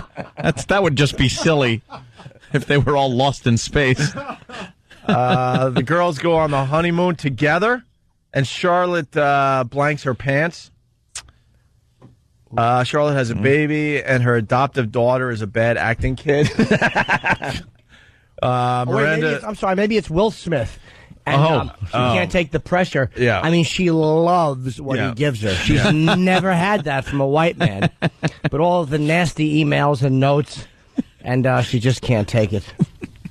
Miranda and Steve break up because she won't put out and has a hairy... wow. A hairy you-know-what. Is that real? Yeah? That's someone who saw the movie that just emailed me those plot lines, and I'm not familiar enough with the story to... Well, don't worry, Steve. Your secret's good with us. You are familiar with it. She's nude in the movie, and you don't miss anything. Although there is a lesbian line, or what? Although there is lesbian line and a close-up on her face, and she's disgusted. Is that a typo? Yeah, probably a lesbian, storyline? Or she's maybe. having some lesbianism? Ooh, maybe. Who, the real lesbian? Huh? What? I don't. Well, what the hell, man? We're so confused. We can't get a real spoiler out of these two. You just don't want to ruin it for yourselves when you go see it. I didn't type this. This is. I thought that this would make sense to anybody who understood the series, but I don't. All right. I don't get it. How about you proofread? All right. How does this make sense? Although there is lesbian line and a close up on her face, and she's disgusted. Yeah, that's right. I should have proofread that. All right, whatever. Bill Burr is up Did you just next. print something out and then read it? And not even read it. Not just even hand read it. in. Came in running like hot off the presses. Yeah, I did. I really came in like it was hot off the presses and didn't proofread it and made myself look even It's more. a plot. It's a spoiler. Look. Don't make that face. That's hurtful. It's a spoiler of this show. That's what you brought in. It's the wrong movie. Yeah. He was dead in the room with him the whole time. Happens. So Indiana Jones finds the crystal skull. That's not that movie. Oh. Has anyone seen that movie yet? No. How was it? It's getting harder to make Indiana Jones movies. Is it? It's good. It's very Spielberg and George Lucas, but, I think that had like a whole time, it's part of the, I don't know. 80s. Yeah. It's part of that whole thing. It would be like making 48 Hours again or something. Yeah. It's been 19 years. Yeah. No one wants to see it. Yeah. Indiana Jones and the Temple of Prostate Problems. Who cares about it? He's an older man. Stay home. Relax with your grandkids. Sit in a lawn chair. Just talk about drinking iced tea. That's what that movie should be about. Indiana Jones prefers it unsweetened. And he sits there and he sips his iced tea and he asks for a little bit of lemon and he squirts it in his eye. And he reminisces about the days he found the Covenant thing he looked for and his grandkid gets bored and leaves. Yeah. Does meth with his friends, and then they steal from the doddering old Indiana. They take money out of his leathery wallet, which he's left on the nightstand. They go out and buy more meth. Despise Indiana Jones. I see that. Now we got wise asses. Mike Brennan from Babylon writes, Steve, read this out. Read this to Opie, and then it's just a bunch of letters. Yes. It's like 40 letters in a row. Katie, Boston, listening on BCN. You saw the movie? Yeah, I did. It was an abomination. It was, huh? 2 hours and 15 minutes too long. Oof. Yeah, I heard it's pushing like 2.5 hours. This dumb Come movie. on. And I think what the writer who's ever said was talking about the lesbian line. Yeah. Carrie and Miranda go out to dinner on Valentine's Day, and they go, "Oh, I'll get you your wine, you and your girlfriend," and it's a close up of Cynthia Nixon, and she's just disgusted while Sarah Jessica Parker giggles like a little inside joke. Oh, I get it. Yeah. No, I don't. All right. Thank you, Katie. I appreciate that. No problem. Bye. All right. So let's take a break and get Bill Burr in here next. It's Opie and Anthony. It's the Opie and Anthony show. In studio, Bill Burr. He's playing what? Caroline's tonight? Yeah. And then what day are we up to? I'm there Thursday, Saturday, and Sunday. Friday, I actually I got to go back to L.A. I'm doing stand-up on the Spike TV Awards. So you're doing Thursday Caroline's, flying back to L.A., and then continuing your Caroline's run Saturday and Sunday. Yeah, it was a gig that came up last second. Hey, that's pretty cool, man. Why didn't you just fly in Saturday? Because I'm a moron. First of all, it never even dawned on me to do that, because it came in like a week ago. And you know Lewis is freaking out. Billy, what are you doing? Yeah. You spent all this money on advertising. You can't do this. Freaking out. So, those guys used to headline me when I drew 8 people. So it's like I couldn't do it to them. So, yeah. I don't know. All right. Yeah, it's a first-class ticket back and out, so hopefully it'll be decent. I'm also hearing that you killed on the HBO show Jim Norton is doing. Oh, dude, you should have seen the guys he got. A lot of those guys I hadn't even heard of, man. He had really funny guys. Sometimes they do a show if it's, has anything to do with dirty, you get nervous. There's just be a bunch of guys just dropping the F-bomb. But, man, dude, Sean Rouse before him, he should have gone on after me, man. No, he was... You've never seen Sean before? Sean Rouse, I got to tell you, is one of my favorite guys working today, man. He's done our show once or twice. But the guy is ridiculously funny. Very, very Look up Sean Rouse. He is... And he's a mess. Yeah. Remember the time he was touring with you in Dallas and he would show up at the restaurants and he couldn't He literally couldn't move. His joints are like cement or something. He's got a weird disease. What is rheumatoid arthritis? Oh, that's what he's got. Okay, and alcoholism. Yeah. Oh. So basically, if you have the arthritis thing, you're not supposed to drink, but that doesn't stop him. He's an alcoholic, basically. So he shows up at the restaurant in the morning, and he literally can't move for the first 4 or 5 hours he's up because he's drinking when he's not supposed to be. He's got big, huge, like, tree knots on his body. Whoa. Yeah. He sits there, you look at him, he's uncomfortable to look at. These are all compliments, by the way. Sean would appreciate. Wow, you really? No, Sean Rouse would appreciate. That's the type of guy he is. He would be like, oh, thanks, I heard you were talking highly of me on your show. Yes, absolutely, I was. But, and he's uncomfortable to look at, and he shows you what's wrong with his body in between jokes, and just unbelievable what comes out of him. Yeah. He was on Next to Last, and Bill crushed. I mean, you really crushed. So it was great, man. He's got one of my favorite jokes or lines ever. Which one's that? I don't want to spoil it. It's basically a pedo joke. Oh, yeah. It is one, when he hits you with the line, the place, everyone's jaw drops, and the laughter is just over the top. He's unreal. He did a rape chunk. Like most people just have like a joke, like, oh, he did a rape joke, and that's it. He had like a 15-minute. I mean, I know he was only doing like 7, but it was just like and it was like killing. Yeah.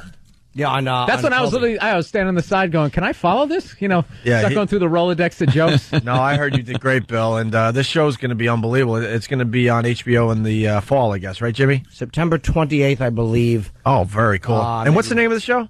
Down and Dirty with Jim Norton. Down and Dirty with Jim Norton. And Sean Rouse is going to be a star after this.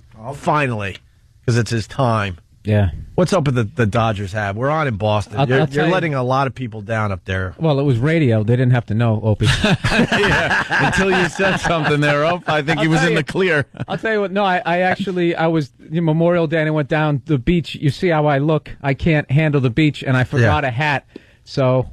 I bought the nearest hat I had. And, I understand. Yeah, Anthony understands because he came in with a Jill hat after. It was a J hat. It's a hat with a J on it. It's a Jill Nicolini hat. It was her hat, but it was a hat with a J on it because it was either that or a pink Mets hat or a visor or something like. Oh, speaking of, be quiet. Let me watch. Do we officially call it dating? I've been hearing. Do we officially call it dating? What are we calling this? Well, yeah, seeing each other. Whoa, he just said, dating. Time for dating. Sam, get the update.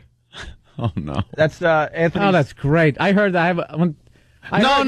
Take that down. Come on. Yeah, we have the Jill Guard. Take the Jill Guard down, for God's sake. We have a part of I just see. We put up the Jill Guard so Ant's not distracted by the cleavage. Which, by the way, is less and less now that Ant's dating her because the conversations are happening. I haven't said anything to her about her clothing. She can wear anything she wants. She used to have cleavage down to her belly button. Now she's looking more and more like a nun. No, she is not. Anthony had that talk while cleaning a gun? Yeah. Notice you've been dressing very provocatively. I did not. Yeah, what's with the psycho mustache? When did you shave off the bottom of the you like that? I thought you had seen that. It's the mustache. I'm going for my Wild Bill Hickok look. Yeah. I'm trying to I like the fact that either that or D'Artagnan. I want some kind of a Three Musketeers look. God, he is 2 months away from a clock tower. I don't know. Jesus, that's not my schedule. This is planning that for next month. Bill said, "What's with the psycho mustache?" You went, "Oh, you like that?" where did you get a compliment out of that? Yeah, but it's great. I didn't even notice, and we just had a pleasant conversation. Yeah. I gotta try that some night on stage. You suck. Oh, you're enjoying me. Yeah, well, I've been doing it for 15 years. After a while, you start talking about it. Yeah. You do get some skills up here. I had the dumbest conversation with Bobby Kelly at the Laugh Factory. The dummy comes in. He's on his way to Iraq with Dane, right? He comes in and he talks about how he had a. Actually, this made both of us look stupid, right? He had a pinched nerve, so he went to some sort of masseuse, and she goes, this Polish lady. He goes, after 80 minutes, it was still killing me. So he goes, he took her old Polish hands and grabbed me by my trapezoid. Is what he called this muscle, and I was like, his trapezoid. Trapezoid, and I'm going, dude, that's not a muscle. I go, that's his shape. And he goes, no, dude, it's a trapezoid. And I go, no, isn't it like the trapeze? Because I didn't know what the hell it was either. And then he kind of had confidence, and I had confidence, and every other idiot who came walking in would either agree with Bobby, yes, the trapezoid, or the trapeze, and literally it just went down to like 10 people on iPhones trying to Google it. What was it? It might be a trapezoid muscle. I guess it's called that, Trapezius? but people, like, the slang is like trapezoid. Okay. So I guess we were kind of right, but I ended up looking like an asshole because I berated him for like 30 seconds of how dumb he was until somebody looked it up and was just like, well, actually, you can't call it the trapezoid. It must look interesting, a trapezoid on a circle. Stupid body. So, Bill, are you following the Dodgers or are you just wearing the hat? Because Anthony's, no. Anthony's... I am a little bit just because they got, Derek Lowe's there, Nomar Garciaparra's on there, and and they got Torrey. But Who's not not really. doing that? I'm actually Torrey's not doing that great for the Dodgers. I've been watching the hockey. That's what I've been watching. Oh, my God, yeah. That's what I've been watching, hoping the series... They won last night. I missed that one. Penguins beat the Red Wings last night, yeah. But no fights. No fights the whole playoff. Which sucks. It does suck. Bring back the fighting. They don't goon it up anymore. No. No. There was something I wanted to ask Bill, and I can't remember now. Oh, my God. I just drew a blank. Damn it. I just drew a blank. Let's go backwards here. Trapezoid, psycho I think mustache. I'm distracted because you left us, what? How long have you been in L.A. now? September. So you're, all right, a little over half a year. You're looking more and more L.A. as you come back. Yeah, you are kind of getting an L.A. vibe to you now. The whole vibe is a little L.A. Yeah. It's not a bad thing. I think it suits you well. Look at him. Funny? I'm just laughing. You just gave a talk show. You just gave a talk show guest laugh. Every time I come in, Dave. Every time I come in, the first thing Opie does, I get like 2 steps in. He goes, "Oh my God, look at his shirt.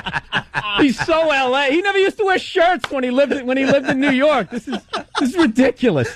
So today, as I'm putting the hat on, I'm like, should I wear this? I knew the second I walked in. Of course. The second I come walking in, I was just like, oh, Jesus. Well, you're a hardcore Boston fan. I am. And you might have the Celtics and Lakers in the finals for, I can't watch the Celtics. They drive me nuts. But that's like old school. What? They went at it, 20 years ago? With Bird? Dude, they had, Bird and Johnson? Yeah, no. Yeah, I'm totally into Celtics, but I always have to shut them off in the third quarter. They can't put anybody away. They drive me nuts. They'll be up by 20, and you're like, okay, now I can relax. And all of a sudden, they just, hey, let's self-destruct. Yeah, let's just stand around. Let's let them get it to like 4, and then they all start freaking out, and everybody just starts shooting the ball like a playground. And I'm just like, I just sit there screaming at the TV. I can't handle it. I used to be a huge NBA fan, and I don't know. I'm starting to agree with Ant that it's just a waste of time until the last 2-3 minutes of the game. I can't I don't know watch what happened. No, I look at the other way. Like the first 3 quarters fly by, and then all of a sudden, time stands still. Once they get down to the timeouts and people start fouling each other, the fouling, and then he forever. takes the foul shot, and then they go down, and then they score, and then the other. You're down by 18, you still call a timeout because you could get like a 17-point play. Yeah. It's like, just end the game. It's over. Yeah. I got to go back to Anthony for a second. So, do we have any updates on Anthony? Let's see. Updates. No real updates. Because everyone needs info on this. I will budding romance. I'll dole out the info as I feel necessary. You sure? Ooh. You sure you have nothing? You sure you have nothing? Mick Foley, who's Mankind from WWE. Mm-hmm. He was over there at the CW11 doing an interview, and then he was coming over here right afterwards. So he came over here and he goes, I got something to tell you.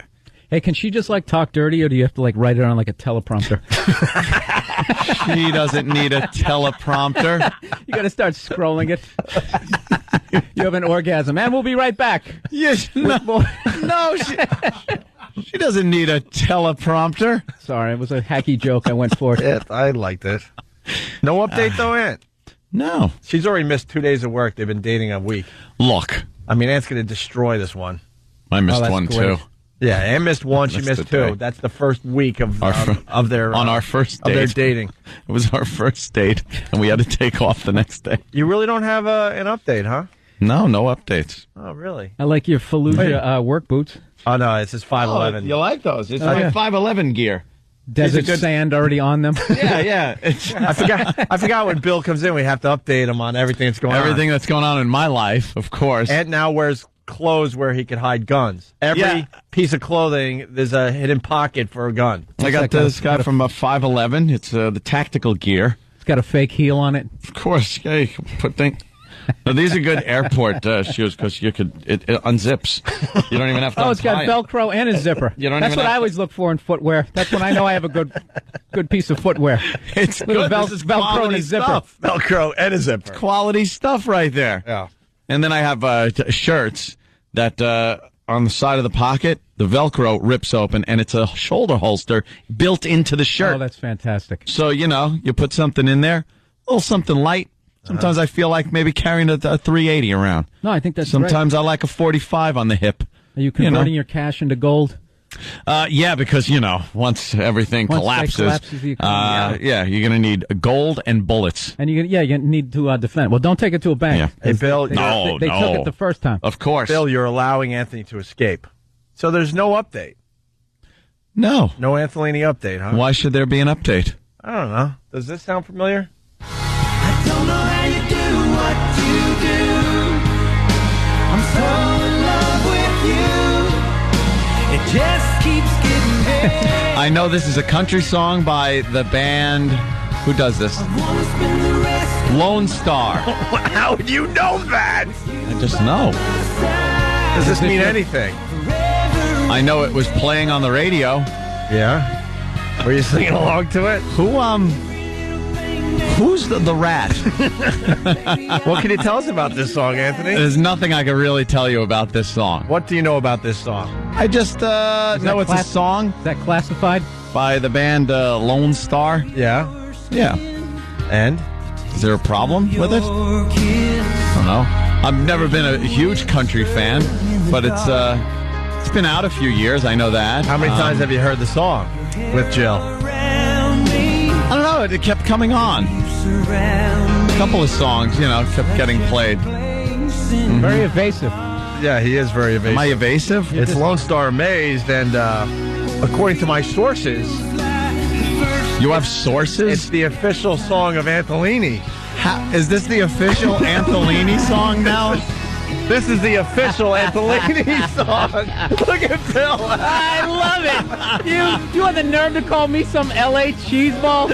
I didn't call you an LA that. He's growing a mullet. Look at him. I am not, and I didn't call you an LA cheeseball. That's why he shaved off the bottom of his goatee. She likes the country boys. Are you line dancing? No. Look, in the words of Jim Norton, listen to the words. Look. Oh, it's building to a climax. Yeah. First of all, I didn't call you an LA cheeseball. Hope you did. I've been I nice. didn't say cheese ball. I saw it in your eyes. Wait, you're letting him escape. Don't let him escape. So this, coming out. I'm hearing things that this is the official song of Antolini. Well, every power couple needs an official song, I guess. You knew the name of the band. I know the name of the song. I've heard this. They dropped out with the band. Yeah, I know. This song's about 5, 6, 7 years old. How old is this? It's to be expected. There's nothing wrong with it. I mean, maybe you and Jill are sitting there, and as the song's playing, you're both realizing, I'm amazed by you. I'm amazed by you, too.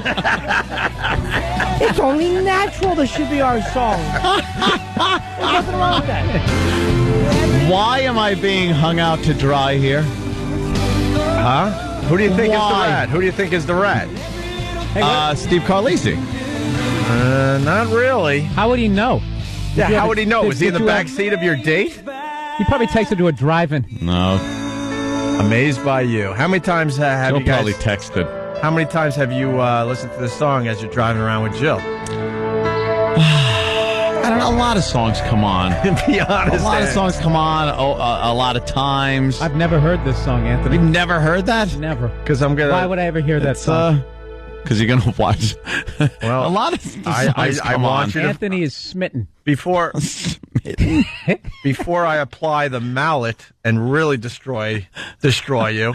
I want to know how many times have you heard Lone Star and Amazed as you're driving around with Jill Nicolini.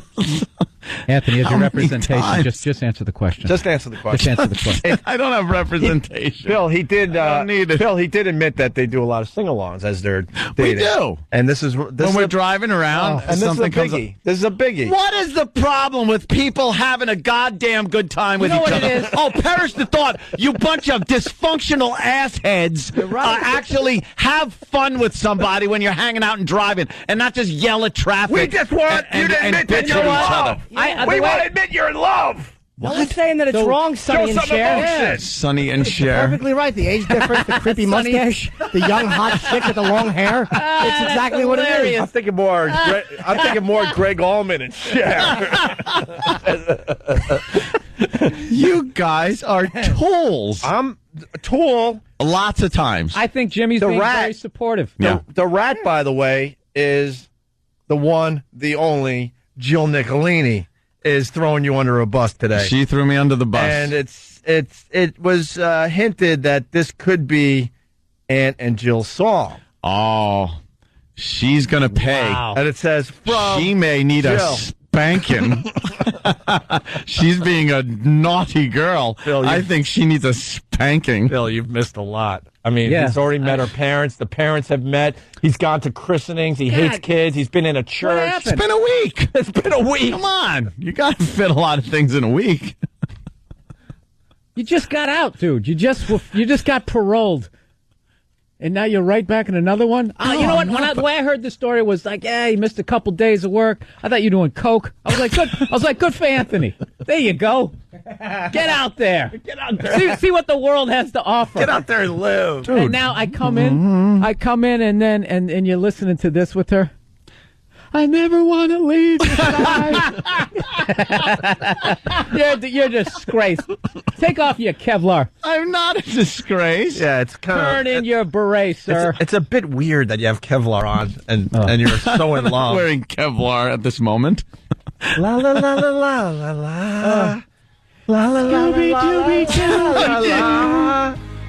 La la la la la la la. Look, why don't you guys act like real human beings for a second? Hey, give the guy a break. And if you're just driving around, I just want to defend singing our love. And defend. Oh my God! All right, there's no getting out of this, is there? No. Jimmy, no. Hey, you brought this to our attention. You could have been doing this whole thing, quietly, but you brought it to everyone's attention. It's every little thing. Yeah, that's all. Come on, man. Every little thing. You're amazed by her traffic. She's amazed by your voices. It's love. Shut up, you ass. What's wrong with that?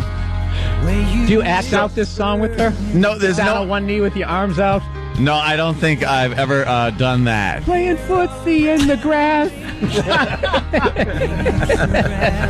You suck. I'll bet you they're facing the other way, and they both leaning together, going, "Baby, I'm amazed by you." And they lock eyes. You know, you can imagine things any way you want, Jimmy. Just keep imagining. It's just an awkward look at that fart. Then they go, wow. And they have two straws and a bottle of Ripple. Holy jeez, am I just deep in the barrel. Someone suggested they're Long Island royalty, but someone else suggested they're Long Island rubbish. Call us Long Island rubbish. La la la la la la. Oh, Jesus. Look, it comes on, and Ray Kumia.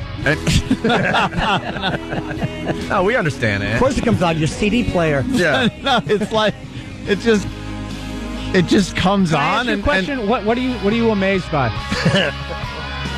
Look, Billy, I don't have to answer anything to you. I think that's a very good question by Bill Burr. Don't crap! Oh God, here he goes with I'm starting to see his side. No, you're not seeing garbage. Yeah. You're all dysfunctional, romantic retards. The whole lot of you. Show us. Lead the way. No, I'm not leading the way. You're gone. Wait. You're show us how too far to bring gone. the walls down, Anthony. You don't know anything about appreciating somebody else and maybe having a good time. Being amazed by them. Everything is shut up, Jimmy. Guys, follow my lead. Just put your hands on your chin and ask them. So what do you find? What is this? The bedroom scene from Grease? we all have our our chins in our hands. What do you find amazing about Jill Nicolini? It's only 5 minutes too. Jeez, I got another hour or so of this crap. La la la la la. At least. La la la la la la la. Is it in your iPod yet? La la la la. No, it's not in my iPod. When you miss her, do you just kind of put it on as you're walking around your house?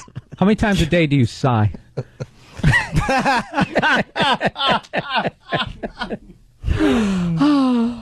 Oh, Jesus Christ. When I started dating my girl and it was a long distance thing, I would go to the gym and there was a song on my iPod. I would miss her. I'll throw myself under the bus for a little bit.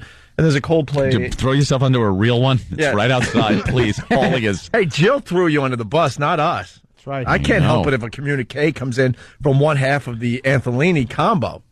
And I would throw in this Coldplay song where it would go, I miss you. What? I miss you. What song is that? And then it would make me sad, and then I would lift a little harder. And then I would call her after the gym. See? Thank God. It happens to everybody, Anthony. Doesn't happen to Bill La Burr. la la la la la. Doesn't happen to Bill Burr. La la la la la. Doesn't happen to Jimmy Norton. Yeah, no, I'm jealous. What? Are you kidding me? Of course it does. No, it doesn't. Songs? Not you. Yes. What do you listen to? Paranoid? Causes him to tear up. Oh, wow. Hey, people want to hear the mixtape today. Do we have that? Oh, God. Where is the mixtape? We have a new one, too. Yeah? Oh, joy. A new one. We have a new one. No, that's great, Anthony. I'm glad. I'm glad you're happy. Taken a lot of heat. Yeah, well. That's what happens when you're a celebrity couple like this. Smitten. You just take a lot of heat. I really smitten. I really thought we wouldn't have any Antolini info today, but wow, that's a biggie. Yeah, we now know their song. And we do have the photo up from F.H. Riley. Oh, well, F.H. Riley's, would that be my brother's restaurant in the heart of Huntington Village, Where the hell 400 is New York it? Avenue, Jimmy?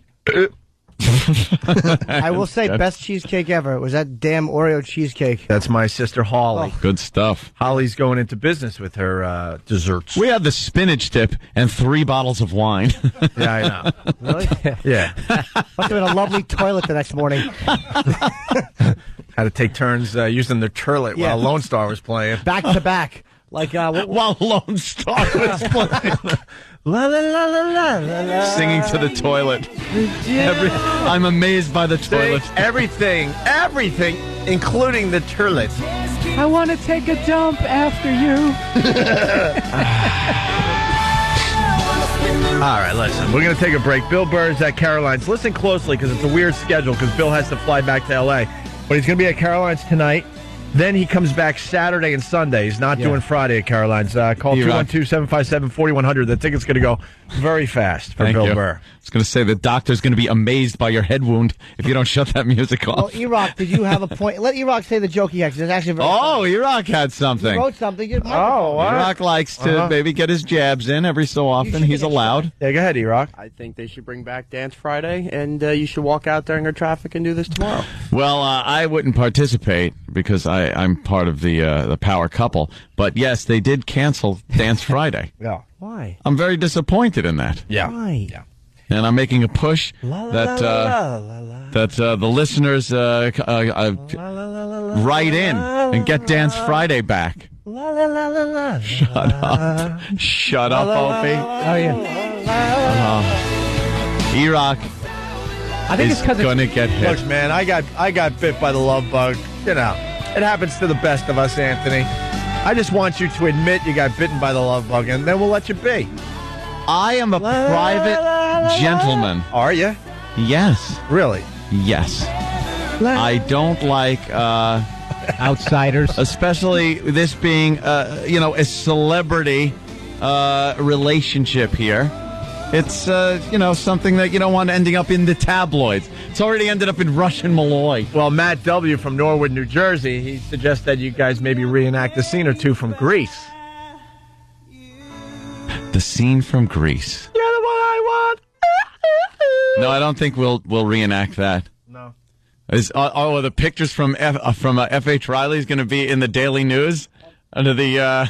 Oh my God!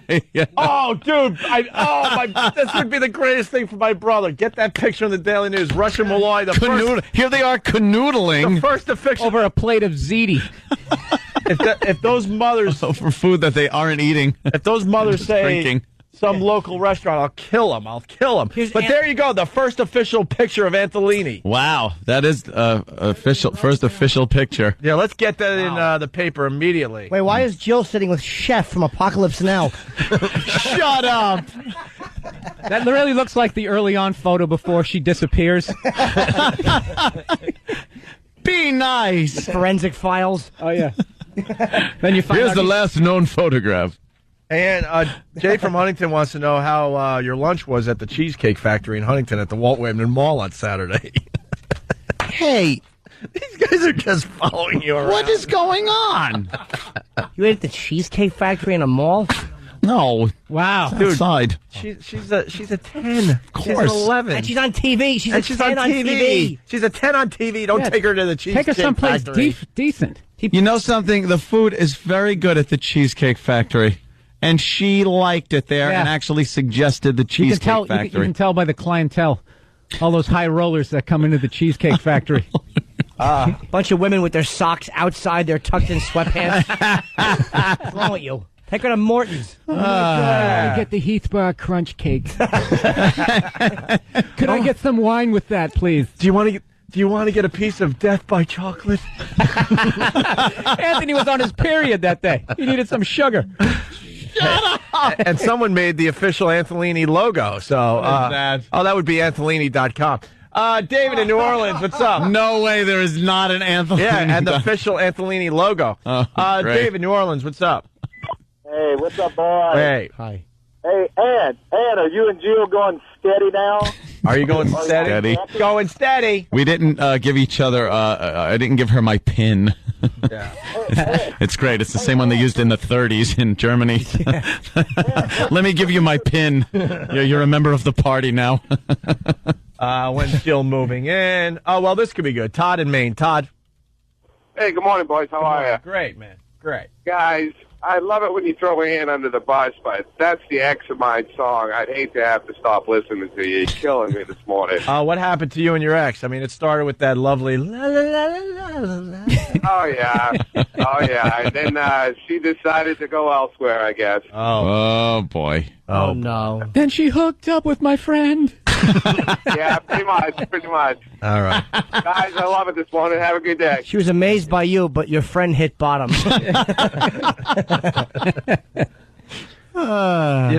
Bill from Waterford, I like this. Opie, would your brother... Oh, hold on a minute. Hold on. Opie, would your brother be willing to change the name of the spinach dip to the Antolini spinach dip? Wow. You show up at FH a few more times, my friend. I'm going to name an entree after you. Ooh. Yes, that's what like I do. I said, Long Island royalty. That's what we are.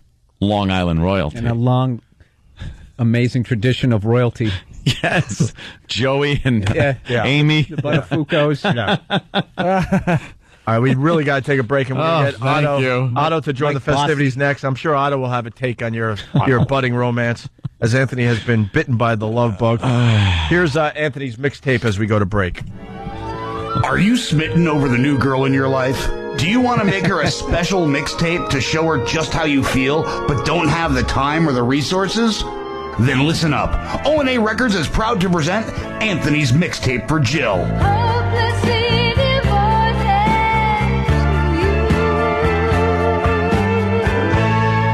Selected from the Kumia Vinyl Vault, Anthony's done all the heavy lifting so you can show your girl just how much you care. I wanna kiss you all over and over again. Sure, the songs may be old, but so is Anthony. Sharing the night together. Oh, yeah. Sharing the night together. Order now and receive the inevitable Anthony's Bum Out Tape.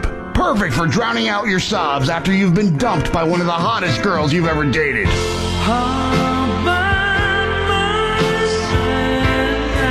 To get both mixtapes, send $6.18 and a blank cassette to O&A Records. Alone again, naturally. It's Anthony's mixtape for Jill and Anthony's Bum Out mixtape. I'm all out of love. I'm so lost without.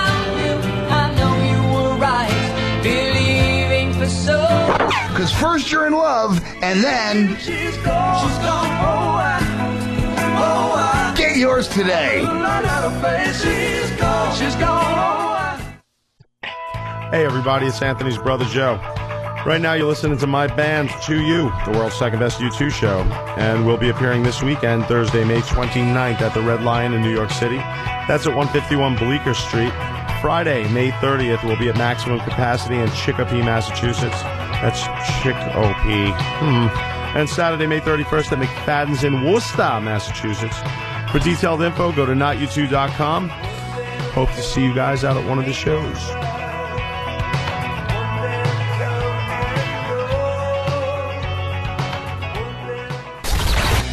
It's the Opie and Anthony Show. Opie and Anthony. Radio Shock Jock. Opie and Anthony. Opie and Anthony, busy show. Bill Burr, of course, here from L.A. And Otto from Otto and George has entered the studio. Good morning. Good morning, Otto. No swearing portion of this show, right? Yeah. Okay. You got to hold out for another 45 minutes. Yeah, okay. And then you could curse your brains out. Yeah. Back to that Sarah Jessica Parker movie. I thought the Coen brothers should have directed it and called it No Box Office for Old Whoas. Can I say that? Sure.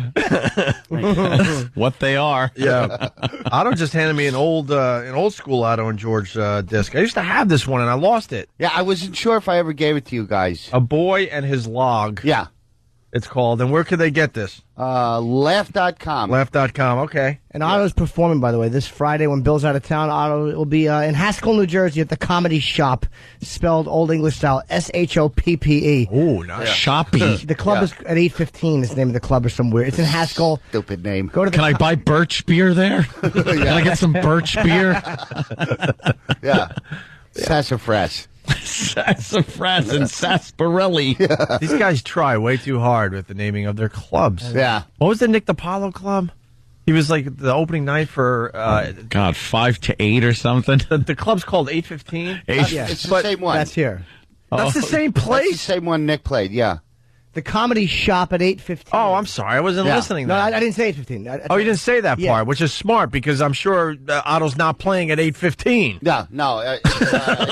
What is that? Is that the address? I don't know. It's just it's a pretentious name. It's probably in the woods somewhere. They want to make it sound like it's in the city. You know? It's just the dumbest thing because no one thinks that much. So you're thinking, oh, 8:15. Yeah, I'll see Otto at 8:15, and you show up at 8:15. And it the must show's have some half over. significance to one of the owners or the address. It's just dumb. Yeah, it does. It stinks. Don't show up for that one. No. Wait till No, go show see up. Bill Burr. No, show up. Please show up. Speaking of Bill, he had a story about flying. Oh yeah, when they I was doing the Down and Dirty Jim Norton show, and they flew me in first class. I never get to fly that, so I'm psyched, right? Nice. And so I get to the airport, and I got there late, and I was starving, which would usually put me into a panic because they don't feed you anymore. But I'm thinking, all right, I got a first class ticket, I'm all set. So I get on the plane. The first thing they do is they give me this menu. I'm like, oh, it's gonna be great, first class. I'm gonna get wined and dined the whole way. The selections were an omelet or cereal, and I'm like, wow, that's kind of. That's not a first class. Yeah, that's not a first class menu, but that's like a no-brainer. What are you going to take? You're going to take the omelet. And then in parentheses, I saw, forgive us if your selection isn't available when we get to your seat. I'm like, this is American Airlines. I'm like, they're going to pull this in first class? And sure enough, I'm sitting there doing the math as they're coming down. I'm like the fifth row, first class, last row. So I'll have the omelet. I will have the omelet. And then just literally they get to my row, and I'm like, I already knew they were out. And I was so pissed. I'm like, I will have the omelet, please. And they're like, yeah, sorry, sir. We're all out of omelets. How can you be out of omelets? How many eggs? First class. Right. First class, we're out of omelets. And I go, what is my selection? And the guy goes, cereal. So I did the indignant thing. I go, I did not pay for a first class tickets, which was such BS because you guys paid for it. But I was like, to eat cereal. Yeah. So I just threw a temper tantrum, like basically, I don't want anything. And I just sat there, and I swear to God, 2 minutes later, the guy comes back with an omelet. And he goes, actually, the pilot said he already ate. He's not hungry. You can have his eggs. You took the pilot's food? Wow. That's what I said. I go, dude. What are you, insane? It's a long flight. You need your pilot to have enough protein. Nourishment. Yeah. That's what I said. Right, okay, good. I'm like, dude, I don't want his eggs. No, it's like, this is first. I want my eggs. They had a bite mark in them. So then they just finally end up giving it to me, and I'm eating. I'm feeling guilty that I'm eating his eggs. And the pilot's foot, his stomach's growling up there. He can't concentrate on landing because he's starving. Right. God, I could go for something. No, flaps. I know. Oh my God. He's seeing bogeys. He's like collapsing on the yoke. Yeah, he's all lightheaded from the lack of protein. Bill needed his omelet. Really wanted those eggs. I was on a flight one time in the second row of first, and they ran out of what I wanted by the second row. I'm like, what do you have? 3 of these? Yeah, what the hell? Put enough Load on up. the plane. How much is gas, dude? That you're gonna not break an extra 3 eggs? Sickening. I don't understand how they're losing money and every flight you get on is jam packed. We have a very full flight and some fat dude sitting next to you, spilling into your chair. Yeah. I can understand the people in the back. I say, and I don't mean this to be elitist, but the people in coach should they should take food and roll it down the aisle. And I mean this like, let those pigs fight over it. But up in first, I want an omelet and I want tomato juice. Yeah. Tomato juice. All right. Hey, I don't know where you guys want to go. We got another radio host being fired for saying something outrageous about Ted Kennedy. So fired. Our goal is to be the last ones to survive. Really? We've been doing a bang-up job of that. Everyone's getting fired. For what? For Ted Kennedy? Well, this one was pretty interesting. We could either do that. We got an audience reaction from an Oprah show that's Danny says is hilarious. Yeah. And we got Nick Hogan's jail tapes. How about, can we do radio real quick and then Nick Hogan? Okay. That's just my vote, gang. I'm not trying to take over. Oh, and lucky us, Jill's available to talk. What? From Antolini. Oh, yeah. Oh, boy. Lovely. You see Anthony's piece? Yeah. Club Soda Kenny Don't showed me say that. Yeah. Club Soda Kenny showed me the Playboy shots. Oh, yeah. Jesus. Great, you just got Kenny fired because this is They're very attractive. This went from fun to serious, so now you got Kenny. What? They're great Did she have that pictures. What the hell are you talk going with to you yet? say? To show the photos from her past? No. Big 80s hair. Yeah. I don't care. I was new in the business. He said he was a talent agent. Dooby dooby dooby doo. I don't think there's any stories like that. I just... Hey, what's with getting kicked out of the green room? The CBS is moving in there. Yeah. There's no more green room. No, you have to hang out in our office. If I sing Duke of Earl, can I sit there? I got nowhere to sit. I got to talk to Club Soda Kenny now. Have they started broadcasting from there yet? It's an we empty don't even room. know. Let me sit in there. They're a bunch of creeps. Oh, they are? Yeah, people think we're like creepy. These people are just creeps. They were treated badly, though, when they were fired all of a sudden and then taken back when their new format didn't work. That was kind of They scuzzy. came back, I think, with the same format, just kind of exactly the named same. it something else. I don't know. CBS. Yeah. Jack FM tanked, and then they go, we want you back now. Yeah. Oh, that didn't work? No. Yeah. Then we play what we want. We got They put him in here now. Yeah, we got some neighbors. They're like 2 studios away. They haven't started broadcasting yet. They're still building their Bunch studio. of creeps. They are really creepy. Really old. They're all ancient, God. right? Oh. Don K. Reed and all those guys. We got attacked leaving a corporate event because they were at the same event, and they're big fans of this show, but they look like... Oh, they the look one like guy's they're- eyebrows look like swamp grass. Just like growing. Ooh. Yeah, one guy looks like he might have to tell people where he lives. Really? He might have a red dot over his house. Another guy looked like, questionable material on his hard drive. Yeah. Same guy. Yeah. The Colonel from Boogie Nights. I don't touch them. Oh, yeah. I don't touch them. Yeah. That guy was good. And then the forehead take he did when what's his name? Dirk Diggler showed his thing to him. Yeah. His forehead shoots. Yeah. His forehead shoots back like 8 inches. He goes boink like that. And then the weather guy is admitting to us, and he's a TV weather guy as well. He was wanting to brag that he's banging a broad that's 27 years younger than him. Oh, yeah? He's Like, 30. I don't need to know. Yeah. I don't need to know all this info. We got a very special guest on line 11. Let's be very respectful here. Of course. Jill Nicolini, everyone. Hi. Wow. Hello, honey. Hi, Joe. Hi, Jill. Hi, Jill. Hi. How are you? Oh, very good. I just was discussing some music with the guys. What type of music? Country music. Oh, my favorite. Which but you like- kind of like, right? Yeah, it was like, pretty mainstream Could you ask her about the Clearview Expressway? I got a Mets game, and sorry. Yeah, I was watching this morning. What's the matter? Are you getting some flack for dressing a little conservatively? No, not at all. Only from CC. That's about it. Yeah. Hey, Jill, let me ask you, the song, it's a very good song that you guys have. How did that come to be your song? I'm playing it in the background. Wait a second. Who said that was our song? I mean, we did listen to it a lot this Yeah, time. see, they were speculating a lot. Oh, I see. Yeah, but we did randomly hear it on the radio quite a few times. Yeah, it was coming on a lot, and I said a few songs were coming on a lot. It's not like we made them our song or anything like that. No, not at all, but it kind of makes me think of you when I hear it now. Yeah, well, when you hear certain songs when you're hanging out, sure, that's what happens. Anthony, we'll be over here. We'll be waiting for you. Enjoy your time. You just continue this awkward conversation. He's talking to you the way Michael talked to Kay when Clemenza was next to him. No. But Anthony, it's not, I mean, it's not like we were dancing or anything together privately in your living room. It's on the radio. No. Of course not. What? Of course not. It's not like you were what? Like dancing to the song and singing to each other or anything romantic. It was nothing like that. No. I have this figured out. This is the first time these two have talked to each other sober.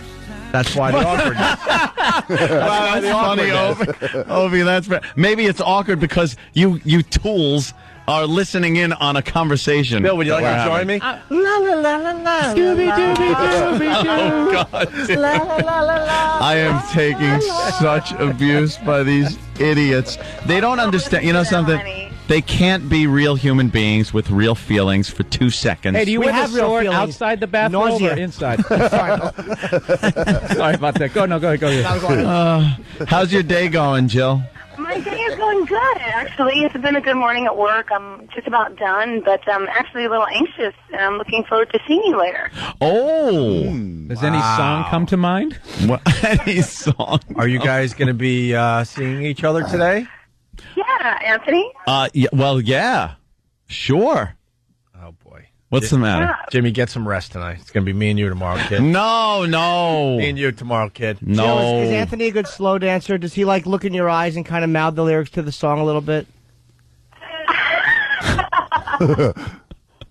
Hey, no comment. Oh, What are they? People laughing over there. People laughing over here. We do have the first official Anthony picture up on onaradio.com now. So Yes, there's a lovely picture. And that will be in the paper by tomorrow. First Date or F.H. Riley's? It's from Riley's, yeah.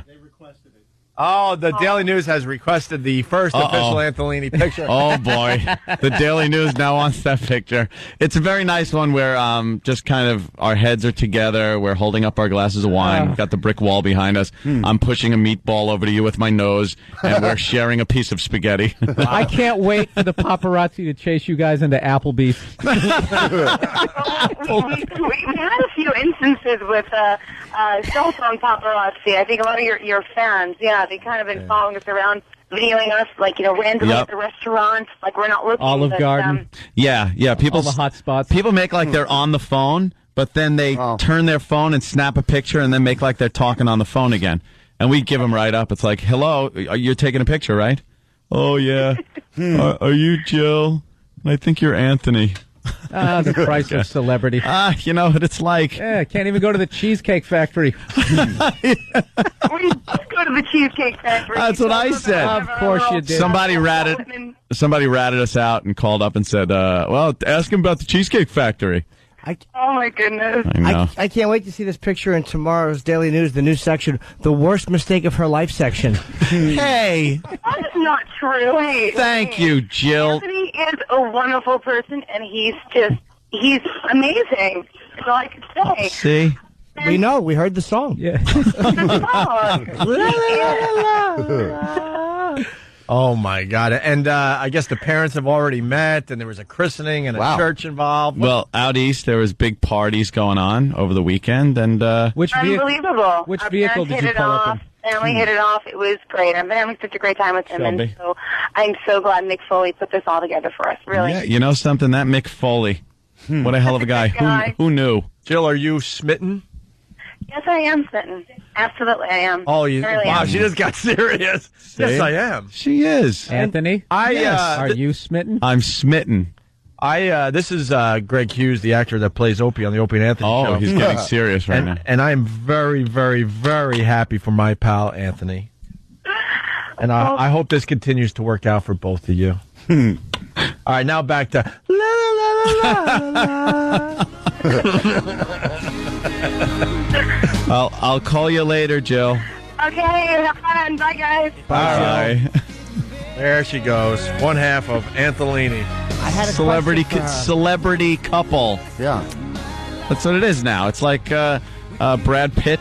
Look how and Anthony's trying to Angelina. push that angle. Yeah, whatever. It is. It's like Brad and Angelina. Yeah, just like them. Yeah. Are you guys going to be exclusive, do you think? All eyes on Anthony. All eyes on Anthony. All eyes on Anthony. Just answer the question. Yeah. We haven't discussed any of that yet. We have not discussed that yet. She doesn't seem like she's interested in dating other people. But I know. We haven't discussed anything like that yet. When are you going to clean out your stable of MySpace whoas?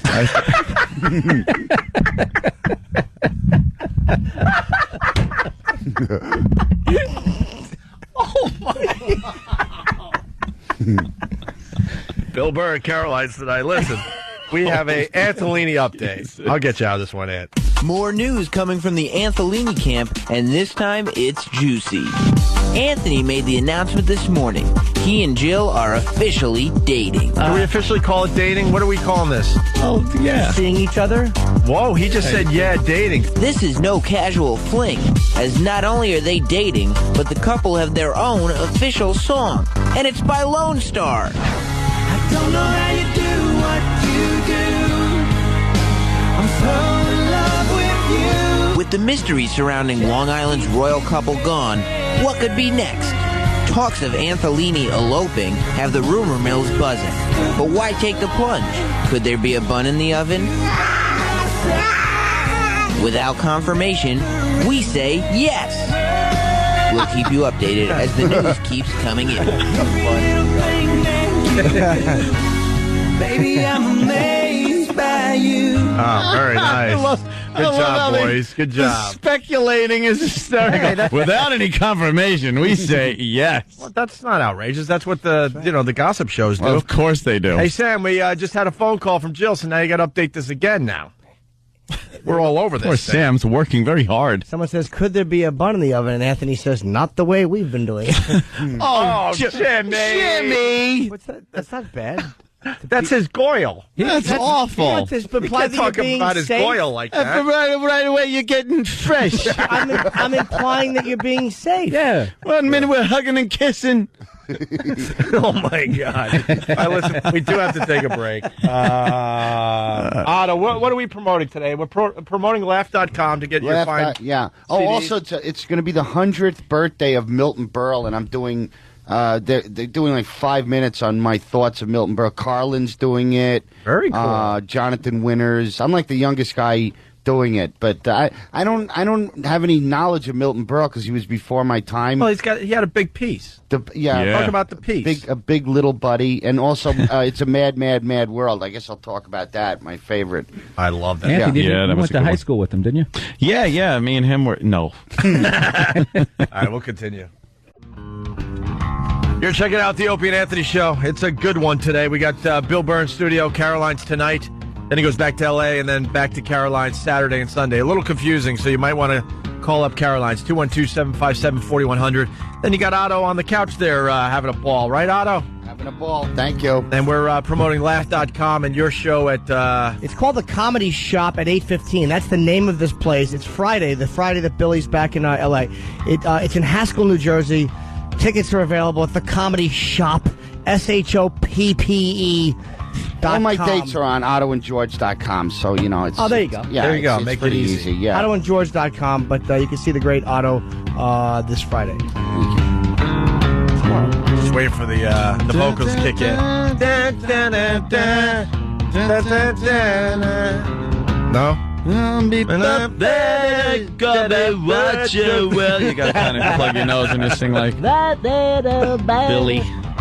Yeah. used to like Green Day. I like Green Day. I don't know. Yeah. I don't know any of their songs except this one. I like Green Day. I do have to say that little duet they did with U2 was one of the worst things I've ever seen. Oh, my God, was that awful. Absolutely. When the Saints come marching in, is that what it was? Yeah, no, was it? It was something about New Orleans, which was a great cause, and then it made me happy people drowned. Sorry, I needed a joke at the end of that. Bill is a comedian, and that was a joke to try to entertain our audience. Yeah, I'm sorry, man. Because they don't understand it out there. Yeah. You know, Jocks are getting fired left and right. And you know what? You get scared of silence. You know, you panic.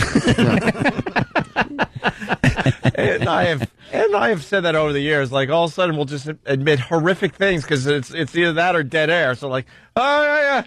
and then I raped her. Right. Yeah. Yeah. But it wasn't a big thing. Look, I was drunk, and, You don't even excuse. And then you go home like, why did I admit that? My deepest, darkest secret. It was the Foxborough hot tubs. When the Saints come marching in, or whatever it was called with you two. No, we don't have to hear it now. Awful. Thanks, C-Rock. What happened with the? I want to know this DJ got fired. Yeah, let's do What this. do you say about Kennedy? Well, it's ESPN. Wow, ESPN radio host Mark Madden. I guess he had quite the following. I guess he was doing very, very well for ESPN. Well, he's now done. Add him to the list of jocks now done. Never to work again.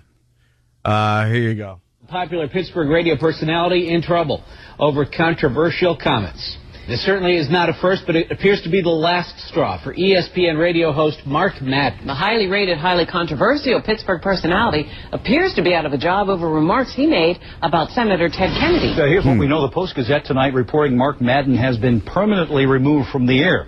Now, a spokesman from ESPN in Bristol, Connecticut will only tell me that Madden has been taken off the air. Regardless, it follows a mean-spirited attack on Senator Ted Kennedy. Just days after Senator Kennedy was released from the hospital, diagnosed with brain cancer, Madden was quick to spew venom, telling his listeners, quote, "I'm very disappointed to hear that Senator Ted Kennedy of Massachusetts is near death because of a brain tumor. I always hoped Senator Kennedy would live long enough to be assassinated." Oh! Good Lord. Oh! It's just like it's a bad joke. It is a wow. You know something though? Whenever you talk about assassination of a living, that's almost like a federal crime. To even say that, that's you know. kind of. I would have gone with the wine 'em, dine 'em, shtup 'em, and drown 'em bit instead. Exactly. It's especially since he's not. He's on sports radio. Well, isn't he? It is nice to hear though Jack getting fired, and it's not over him saying, yeah, or, and let's not forget, you know, those people that that can't drive or that are always committing crimes. Yeah. You know what? Why Ted Kennedy though? I mean, he honestly is he that bad a guy? I think you should be able to say whatever the hell you want on the radio. We've said this line a million times. Yeah. As long as you follow FCC regulations. Yeah. But the new climate, you can't take chances like that. Well, why do they always say people are outraged? They're not. No one's outraged. I didn't hear about it. Yeah, no one's outraged. And if I heard it, I'd be like, that was a dumb joke. Yeah. Right. But in this day and age, you're going to get fired for stuff like that, unfortunately. Permanently removed. Permanently. They seem like he had locked himself in there. Put the microphone down. And then this. Later, Madden apologized on the air, but the damage had already been done. Madden has been in trouble with his employers in the past for his often crude, sexist, and homophobic brand of humor. And what's wrong with that? Nothing. Yeah. Thank you. It's for guys. They like him. He's highly rated. What's wrong with that? Nothing. Why isn't he third mic sometimes when Jimmy's away? Sounds perfect. Brand of humor.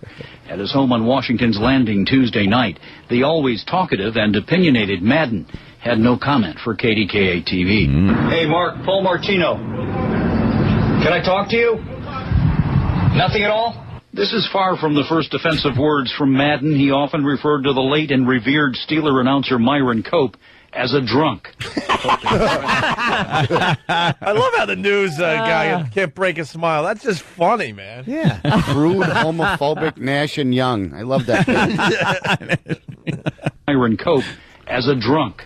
Cope had been arrested for driving under the influence. Good. And he often liked to denounce the late pirate great Willie Stargell, claiming that Stargell refused to give Madden an autograph when he was a kid. Oops. There's a Derek Jeter situation. Yep. So I like this guy, Madden. It was the Kennedy remark was a little tasteless, but so what? I God, said so what really. too, but there's It's a lot of thought control. You should, yeah. It really is. It really is. people fire say what somebody they want on the radio. for an unfunny joke, maybe. Yeah. For still writing them in with the ba-dump bump rhythm. I thought he'd be assassinated. Ba-dump bump. Yeah. All right, we're going to try to move on fast here because we want to squeeze this in because this is amazing. We got Nick Hogan jail tapes. Yeah. Everyone know the Nick Hogan story? Pretty much what had that car crash with his friend. And his friend's in deep medical trouble now. Right? Yeah, he's what brain damage or something. Yeah. He's never going to be the same. What's the injuries there? Stunt brain. He has permanent brain damage, will need help the rest of his life, communicates by blinking his eyes, and has a gag reflex failure. Well, he can't talk about that stuff, huh? It's bad. It's really bad. And they captured Nick Hogan saying some interesting things, considering his friend is in deep S. Oh, boy. In deep shoot. Deep shoot. We go to the... there's going to be music behind it because we got it from another source, so listen up. Nick cries to his mom about his small cell. Oh, no. Yeah, his friend is brain damaged for life, and he's... and my room's too small. His room's too small. Anything to get out of this room. I know. That's just like imprisoning you by yourself is almost beyond what you deserve. Holy ass! Almost beyond what you deserve. And I didn't get my omelet. It's supposed to be first class. Why does CNN have music under it? Is it CNN? I don't even know who I it think is. so, right, Mike? It's Nancy Grace's show, and she puts dramatic music under it. Does it need she dramatic stinks. music under it? Just play the goddamn audio. You hack journalist. Love a gad. Brain You gotta love that cheesy scowl she always has on her face, like, I'm getting to the bottom of this. Oh, she's terrible. Well, that's like Botox or something. I don't even know if she means to be making those faces. It's just... She's got one of those frozen faces. She's just trying to prevent her eyebrows from disappearing over her head at that point. Is she sad or happy? I don't know. Here we go. Listen to that line again, man. Nick's mom. What a baby. Self is almost beyond what you deserve, don't you think? Yeah. I mean, solitary confinement is what they do to triple X criminals. I mean, it's like for a car accident. I want to go outside. I just want to breathe fresh air. I want to go outside and breathe fresh air. Jeez, how long has he been in? Well, guess what? Your friend would like to do a few things, too, but he's not going to be able to do it anytime soon. Not exactly Morgan Freeman in Shawshank. Right. How long's he been in? A week? What did they He give just him? started his sentence. He's doing 8 months. Oh, God. 8 lousy months, and his friend will be brain damaged for life. That car's bent up pretty good. He did a good job on that car and his friend. Nick Hogan seems like a spoiled baby to me. This family in general sucks. Except for the Hulkster, who's a good singer. Yeah. Good point. Wow. Nick cries to... I should have blinked that one out. He comes back, swim walk. Hulk Hogan gets involved with his next little audio as his son cries to the Hulkster, Hopefully there's music. who tells him not to freak out. Listen, brother. Listen, son. They try to rape you. Right. I was in a cage match, so I know what it's like to be in a cage. Brother. For 10 minutes. So just hang in tight, brother. We'll get someone in there for you. Maybe I'll throw sand in the eyes of the guard, and we can bring you out, brother. Some bad wrestling plot he tries to use to make him escape. Bunch of 80s dressed wrestlers come barging into the cell. Wearing a lime green pants and a matching boa. Yeah. What we got to get into? They just all get tased. The Ultimate Warrior hates the Hulk. We got to get some of his audio. Oh, yeah? Oh, he's out of his mind, the Ultimate Warrior, but he has some good things to say about the Hulkster. All right, cut that down. Here we go. Nick cries to Hulk. I'm in Maximum. I'm going to ask him at least to put me in a cell with, maybe something with, some bars where I could see some people or something. Okay. All right, don't freak out. I don't know, if you could call the judge or something, just please ask him to put me on house arrest just so I can get out of here. house arrest. What a Well, he went- baby. 8 months. That's easy. I'd Do rather that be on in my head. solitary. Oh my God! Yeah, that's what I've always said. Stick me in the hole. I'll just sit down by myself. Just think. Unrapeable. You'd That's what I want to be. unrapeable room. Unrapeable suite. And you'd come out with like so much new material. Yeah, right. Why You'd just does be able to wanna write in all day. General population. That Yeah. doesn't- I would doesn't just make any crazy. sense. I would Yeah. do just push-ups and crunches in the dark every 15 minutes Yeah. until I get out. I just want to play. Could you please get me into the place with the hardcore criminals and the showers? I want to take showers with the hardcore criminals. Yeah. Well, this next clip is going to piss off a lot of people. Oh. Remember, this guy, Nick, destroyed his friend's life, basically. And he's doing 8 months in the joint. Listen to this clip. Will you work on that reality deal? Yep. Reality. Get that thing lined up so the minute I walk out of wherever I walk out of. Can you do it while you're on probation? Yeah, of course. I want to do it where I'll make the most money. We call it the new Nick or something. New Nick. Or something. We'll have to come up with a good name. Think of a good name. I'll be thinking of a good name. We need a hook. Reality, how I'm getting back on my feet and how I'm recovering after this celebrity out of jail. What a disgusting, self-serving, talentless Oh. jerk. Thank you, Otto. Wow. Needed to be Wow. said. What a little douche. Now no one will pick him up too for his reality. Yeah, reality. Celebrity getting out of jail. Yeah, Yeah. celebrity. You're Hulk's son. You win a chance in the raffle to have your brains ruined by him in a car. Yeah, great. It's Thanks. wonderful. Kid sucks. Really? Douche. Well, Nick and Hulk talk about why Nick's friend ended up in a coma. Oh, what the hell is that? This is good parenting. What? That's the guy? That's the guy in the hospital bed. What's with the front of his head? That's the guy? Cut open. There's a crater in the middle of his forehead. Wow. Like a deep one that would fit a softball or half a softball. Well, that's got to screw you up a little bit, huh? What website is this on? Wait, what is I that? could display my signed Dave Winfield ball on that. Yeah. All right, we'll put it up on onaradio.com. Get some ranch dressing and some carrot sticks. How did that one go under the radar? That was. That's Oh, my. horrible. Good golly. What is that? Wow, that is a divot. He's a boy/candy dish. Yeah. What is that? A big hole in his head. I know, but Wow, that is must that be where, A subway entrance. is that where he hit his head?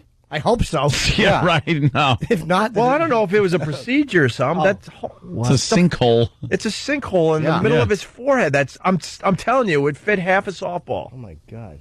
Above his right eyebrow. Well, a lot of brain had to be screwed up for that to A happen. lot of brain had to be scooped out.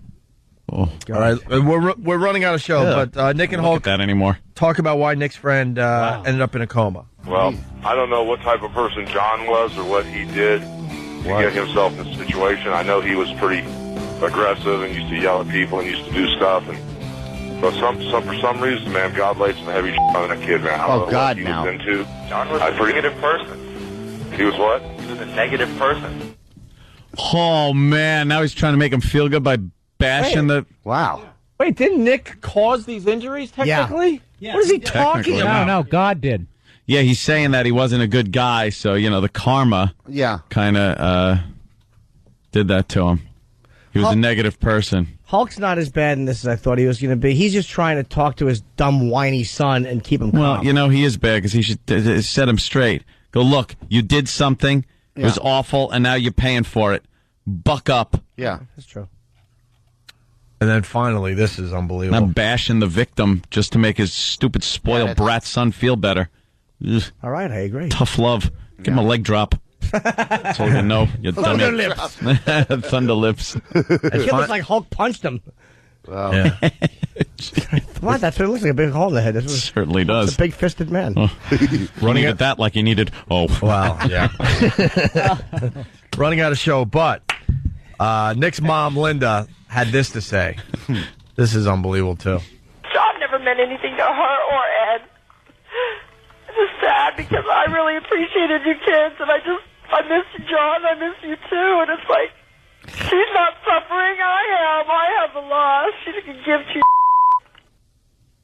Who is Nick's mom talking about? wow. It sounds Linda- like she's talking about her parents. Linda's- Like the guy's parents. Thank you, Ed. Yes, it says Linda says that she, not the victim's parents, is suffering. They never really liked him anyway, is what she's saying. Oh, my God. Unbelievable. The Hookers Wow. are a self-centered family. They certainly are. That's kind of an understatement. Wow. You think? Self-centered. Yeah. Self-centered is, I think our car is the best in town. They tend to focus on themselves a little bit. Yeah. Yeah. We have the nicest car on the block. That's a little self-centered. Not the kid with the friggin' ice cream scoop taken out of his head. His parents didn't like him. Unbelievable. How about, hey, Dad, my bad driving, now my friend has to blink for the next 60 years. Yeah. Why isn't he worried about that? Because he was a negative person, and God wanted it to happen. That's what I gathered. It was from karma. Yeah. Great. Why don't we thank Bill Burr for stopping by Caroline's tonight, Saturday and Sunday. No show Friday. Remember that. And these tickets are going to go fast for Bill Burr. 212-757-4100 for Caroline's here in New York City. They take care of everybody from this show. Yes, they Greg, do. thank you for that. And then OttoandGeorge.com for your dates, Otto? Yeah, JJ Comedy for tomorrow night in Haskell. JNJComedy.com. That's the worst plug. Oh I've my ever God! heard. You give out a different website every time I talk. You got deals with all these websites. I was only God willed it. All right, so OttoandGeorge.com or J&J. I don't know. Drive through Haskell Friday and look for a man with a puppet standing on the side of the road. Otto is hilarious. He's just not too good with this business thing yet. I don't like to rely too heavily on radio because I used to sell out Rascals before you guys even had a show, and then every time you do a club date, they go, "Can you get on Opie and Anthony and plug?" And everybody wants a plug, and it's like I have a following anyway. You know, yeah. I can't rely too heavily on you guys, even though you've been unbelievably great to me. Playing up in the Sierra Mountains, drinking champagne cocktails. Yeah. Champagne. I forgot to tell you, Otto. I got a guy. He's doing a little audio video work for me. He saw you recently and said, "Yeah, absolutely killed." I think somewhere in Jersey. Thank you. I guess your fans will figure it out. Thank you. Yeah, All Haskell. right. We're off to XM to curse. You guys have a good day. We'll see you later.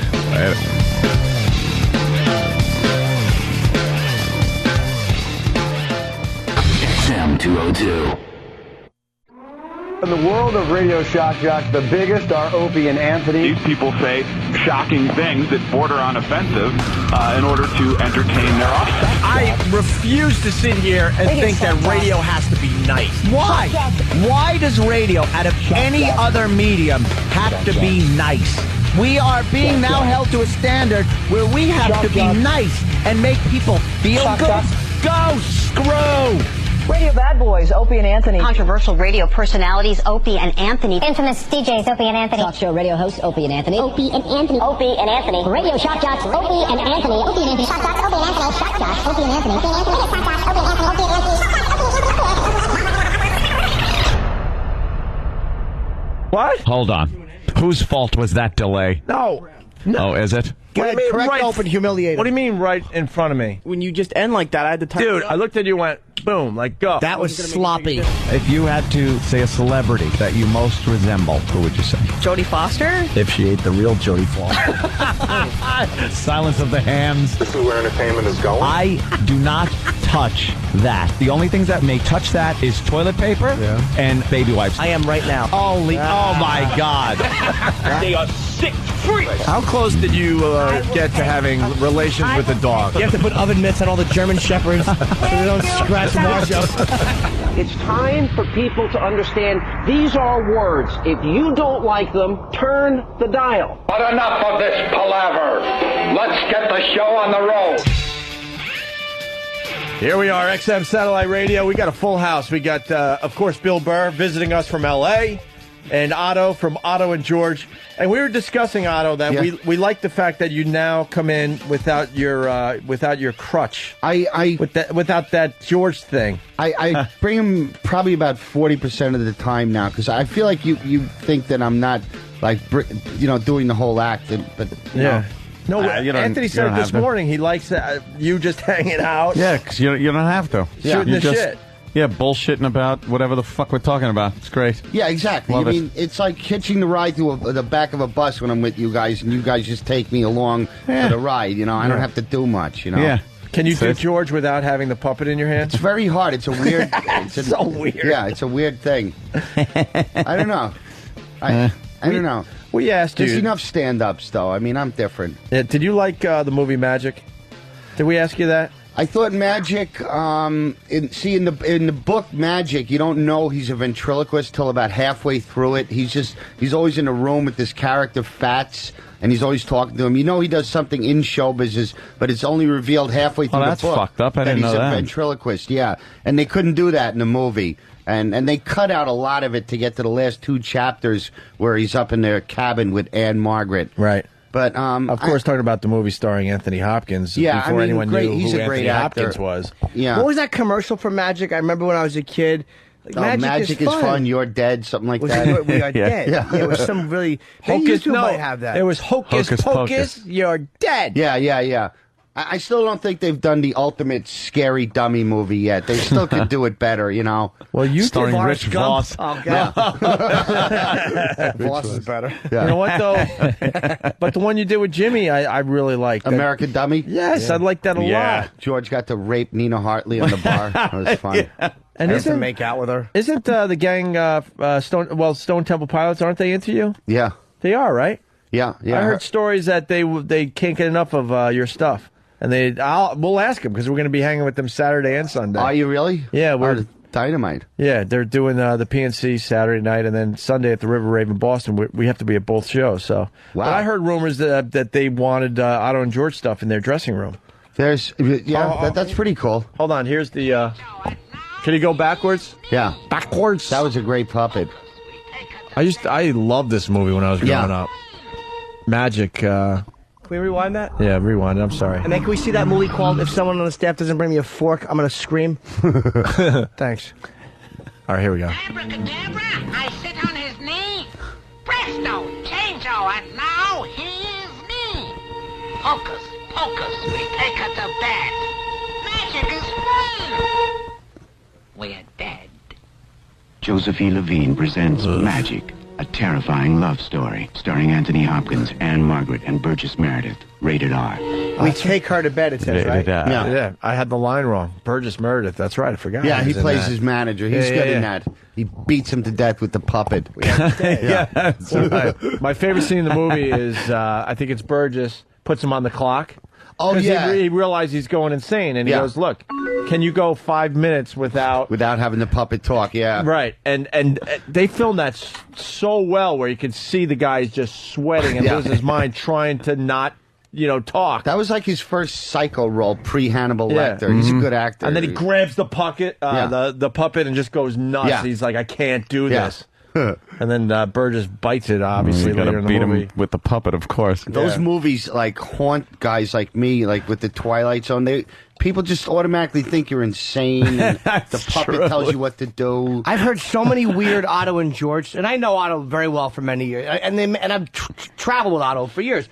And it's so weird the stories people come up with. Dude, did you hear Otto? He actually has a sock drawer for his. No, he doesn't. He puts it in a case. Yeah. And he drinks until he passes out. Yeah. He doesn't fucking. The puppet doesn't sleep separately in another room. You fucking cunt. I have no emotional attachment. It's a prop cunt. To anybody. I don't know if you guys ever saw the Tales from the Crypt episode with Don Rickles. Yeah. Where he was a ventriloquist act. That But the was dummy good. was just wearing a mask, and it was like a deformed twin that was on his Siamese arm. mutant. That was a pretty cool episode. Conjoined twin on his arm. And he chops his hand off with a meat cleaver, and the little brother's going, "What are you doing?" He goes, "I'm splitting up the act." and then the severed hand is scurrying around the room, and he fucking bites Don Rickles in the throat, rips his throat out. It's really violent. Bobcat was in that too. It's great stuff. Tales from the Crypt was great. Wow, man, that was a flashback. I haven't thought about that in about 20 years. Yeah, that show is great. Yeah. The gore level in that. We got some show prep for XM, and I noticed something that's a little strange. I need to know more. It says video that shows living, breathing space alien to be revealed tomorrow. All right. Where the fuck Isn't did we this get this isn't this story? the biggest news ever in the world ever? Why are they waiting for tomorrow? It proves like there's life I know it's on in other there, but- planets. It pretty much there is. fucks with There's life on everything, other religion, and why isn't this the biggest story? Coming out of Denver, video purportedly showing, space aliens to be released. A man wants Denver City voters to set up a commission to prepare for visits from space aliens. All right. And he plans to release a video Friday that convinced him there is life on other planets. Jeff Peckman proposes an 18-member extraterrestrial affairs commission. He said his footage shows 4-foot-tall gray aliens. You could see them blink as they looked in a window and panned a room, Peckman said. David Broadwell, an assistant city attorney, asked Peckman if he was really serious. That's all you have to do is ask if they're serious. Are you serious? Yes. All right, get the 18-member commission together. Right. Peckman, who makes his living selling a new technology, he says reduces the chaos of electromagnetic fields, talked about UFOs landing in Los Angeles and hovering near the White House. He said he's never seen an alien himself.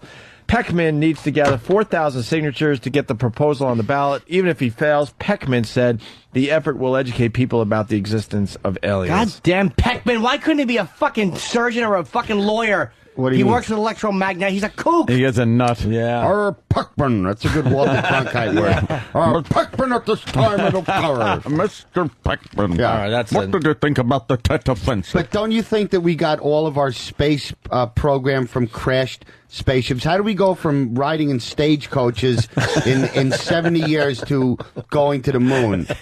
We got all our knowledge from crashed spacecrafts. It's absolutely got to be the truth. Fucking brilliant. I never even thought of Yeah, that. we were but walking 70 years ago. Now we could fly through space. Bullshit. We got it from we're not that smart. bullshit. Yeah. Yeah, we fast forward a little too fast with our Think about with our it. technology. yeah, how did we get so smart so fast? And every description of an alien is always the same. It's always the big eyes, the long fingers, the gray skin. It can't be a coincidence. And all the UFO sightings started right after we started nuclear testing in the 40s. So the aliens were now coming closer and keeping an eye on us because we had this new weapon that could affect them. And that's when they started crashing here. Holy Crashing? shit. This is like pot talk. Yeah, there was a little... No, come on, think it's about just, it. for years, I love it's very this shit. all those years, we pretty much were the same. I mean, for forever, for hundreds upon hundreds of years, maybe even thousands. But we're relatively the same. And then all of a sudden, we come up with things, Industrial automobiles. Revolution. Yeah. Why then? Why didn't they have the Industrial Revolution 200 years earlier? The point. We got smarter in 200 years. Otto, it makes And me how feel come brain. Star Trek was a 5-year mission? They've been flying around my fucking TV set for 40 years. With the homo at the helm, Captain. Yes. Sulu, the homo. He's gay? Was he? Yeah, Sulu, as a matter of fact, He he's just got married, too. They passed the that gay Asian marriage dude? Wow. thing in California. He was So first online. Who did he I marry? want to the get dad married. from, was that show, Fresh Prince? the gay guy. Yeah. No, he's had a boyfriend for quite a while. Wow. Quite a while. Yeah. Well, Damian Thomas from Akron, Ohio. Roswell was 1947. Moon landing, of course, was not 1961. No, it was fucking... 69. It was 69, right? Okay. Moon landing was 1969. But we started doing some stuff in the early 60s, obviously. I guess that's what he's trying to say. I think Otto's right. Yeah, that's a mere 14, 15 years later. We're doing some incredible things after that supposed crash. Roswell was not a UFO. It was a balloon. You just ruined our whole bit. A weather No, I balloon. didn't, but I said Roswell was a top secret mission where they were monitoring Soviet nuclear activity.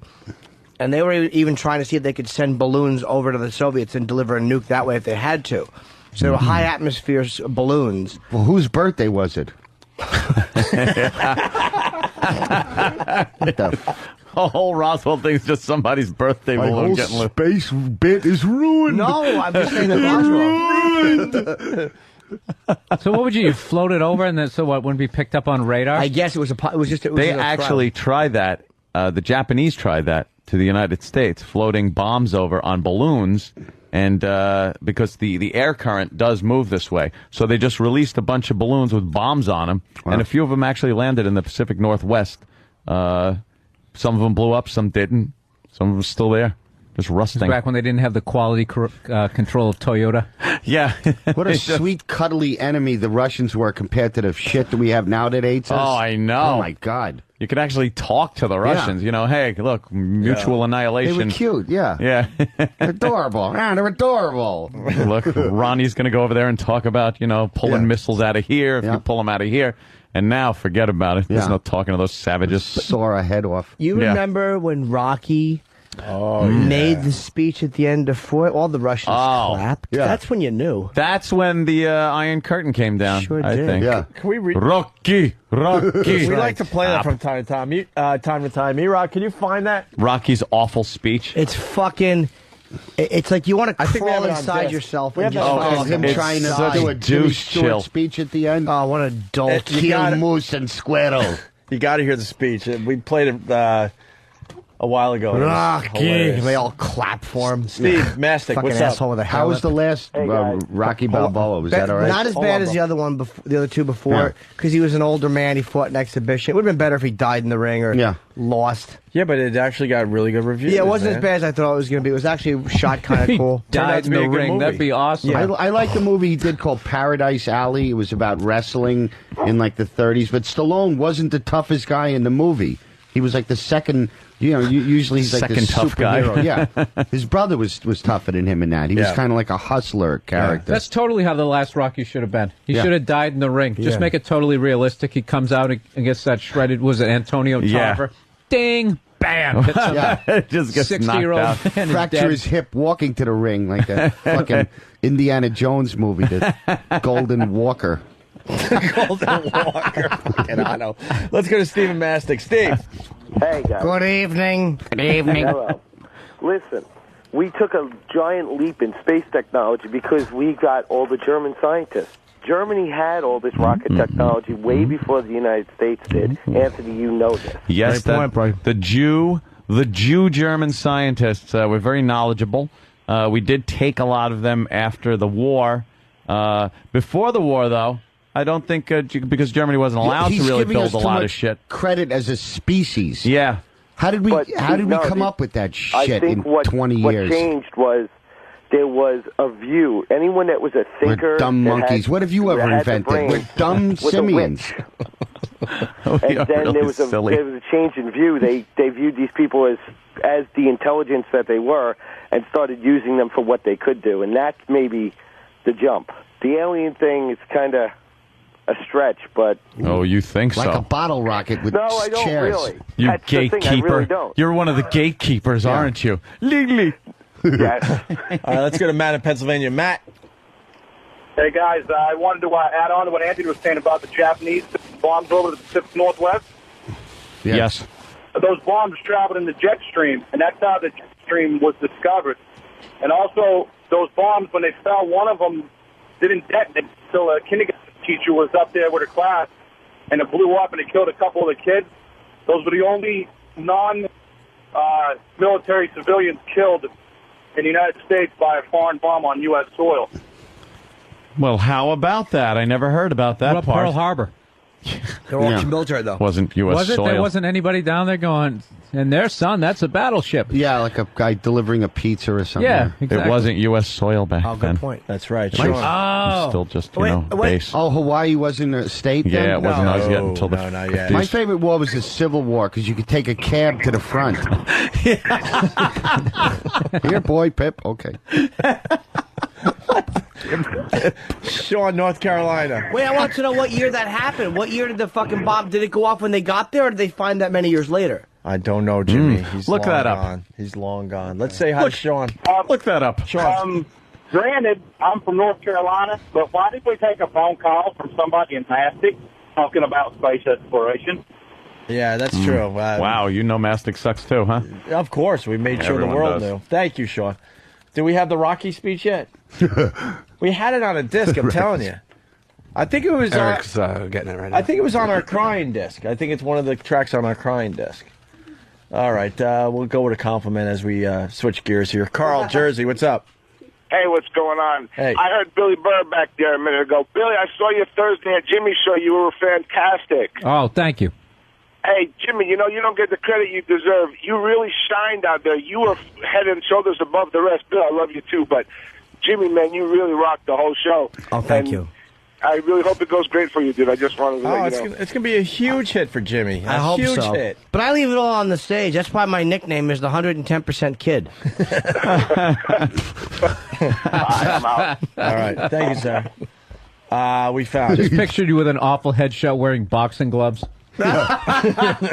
Comedy knockout with Jim Norton. Yeah. All right. Oh, naming that was a motherfucking doozy. What's that? Oh, the awful names we came up with.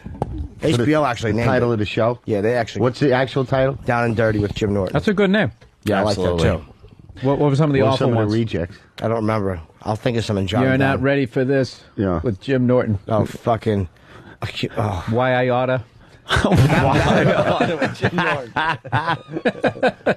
Hey, we got the Rocky speech. This is worth replaying. Oh, so At the end of bad. Rocky 4, listen to this. Rocky has to give the big speech for everybody to bring the two countries together. After he beats the Russian in Right, Russia. Right. Of course. And to the Russians just cheering. Yeah. They love came them. here tonight. Uh-oh. I didn't know what to expect. Когда я вышел этим вечером на этот ринг, All right, we get it. You need the translation. Translation. Dolph. I seen a lot of people hating me, and I didn't know what to feel about that, so I guess I didn't like too much none either. я думаю, что я не любил их тоже. This idiot can't speak. During He's this American. fight, I seen a lot of changing. В течение всего этого боя The я Soviet понял, что- Union is great. Yeah. That's what that translator would be saying. I see a lot of things that I think bring people together. The Soviet Union is the only country that should be on the face of the earth. That's why they're cheering at the end of it. Yeah. The next person who applauds will be picked up by the KGB. Your family will be killed. Stare They're in applauding silence. because they're saying the United States of America sucks. Yeah. If you agree, cheer. And I think we as a people could stay together and be together. And the United States, I denounce it. It is horrible. I want to stay here in Grand Soviet Union. I defect. В течение всего этого боя я понял, что многое изменилось. The way you felt about me, and the way I felt about you. I'll tell you one thing that John didn't Wayne change. takes it in the keister. All American women are filthy whores. Adrian is a size queen. My wife would be here, but she had to fucking grab her cunt and fall in a feed bag. And you could pink sock her too if you'd like. Yeah, Butkus is pink socking Adrian with oven mitts on. Butkus was the bulldog. Hey, Yeah. give me a bucket. He has oven mitts taped to his front paws, and he's Yeah. giving Adrian a good pink socking. Adrian's cunt smells like cuff and link. Yeah, that's what's going on here, man. They're translating this differently. Mr. Gazzo lost his pinky ring in my wife's asshole.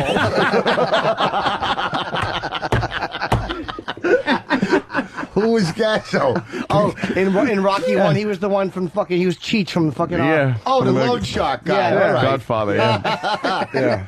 His pinky ring. About you. Я почувствовал, что вы тоже изменились. In here, there were two guys killing each other. But I guess that's better than 20 million. Я думаю, что это лучше, чем даже 20 миллионов He's долларов. commenting on the Cold What War else? now. Yeah. Trying to say is that if I can change, Oh boy. Я думаю, что каждый тоже изменился and сегодня. you can change, Вы можете измениться. everybody can change. Yeah, Rocky. Everybody can change. Except Yeah. Rhinestone. You can't take that one back. or stop or my mom will shoot. Oh, yeah. I loved Rhinestone. Really? Was it good? No, that was one of those deals when you first got cable, you just psyched. Yeah. So you just watched everything. Everything, yeah, over and over, right? Yeah. Hey, President Kennedy couldn't figure this out, but Rocky did. So. Oh, yeah. He knows how to bring the Soviet Union and the He's U.S. a together. fucking Sarah McLachlan song at the end. It's horrendous. Wow. Can you imagine being on that crew and just having to watch him do that monologue from 50 years. If I could change. All right, Rock. Yeah, I know. We're going to do it again. All right, let's set up the cameras on this side. Rocky, Sly, we're going to do it again. And they got to watch him do it like 18 times. Yeah. If I could change, and you could change. Someone change the script. Hey, yeah, this it's stinks. Like Mr. Smith Goes to Washington, only better. We got more to do here. Okay. Каждый может измениться. All of you will be assassinated for clapping. Bunch of dummies in a Staten Island movie theater cheering him on. Yeah.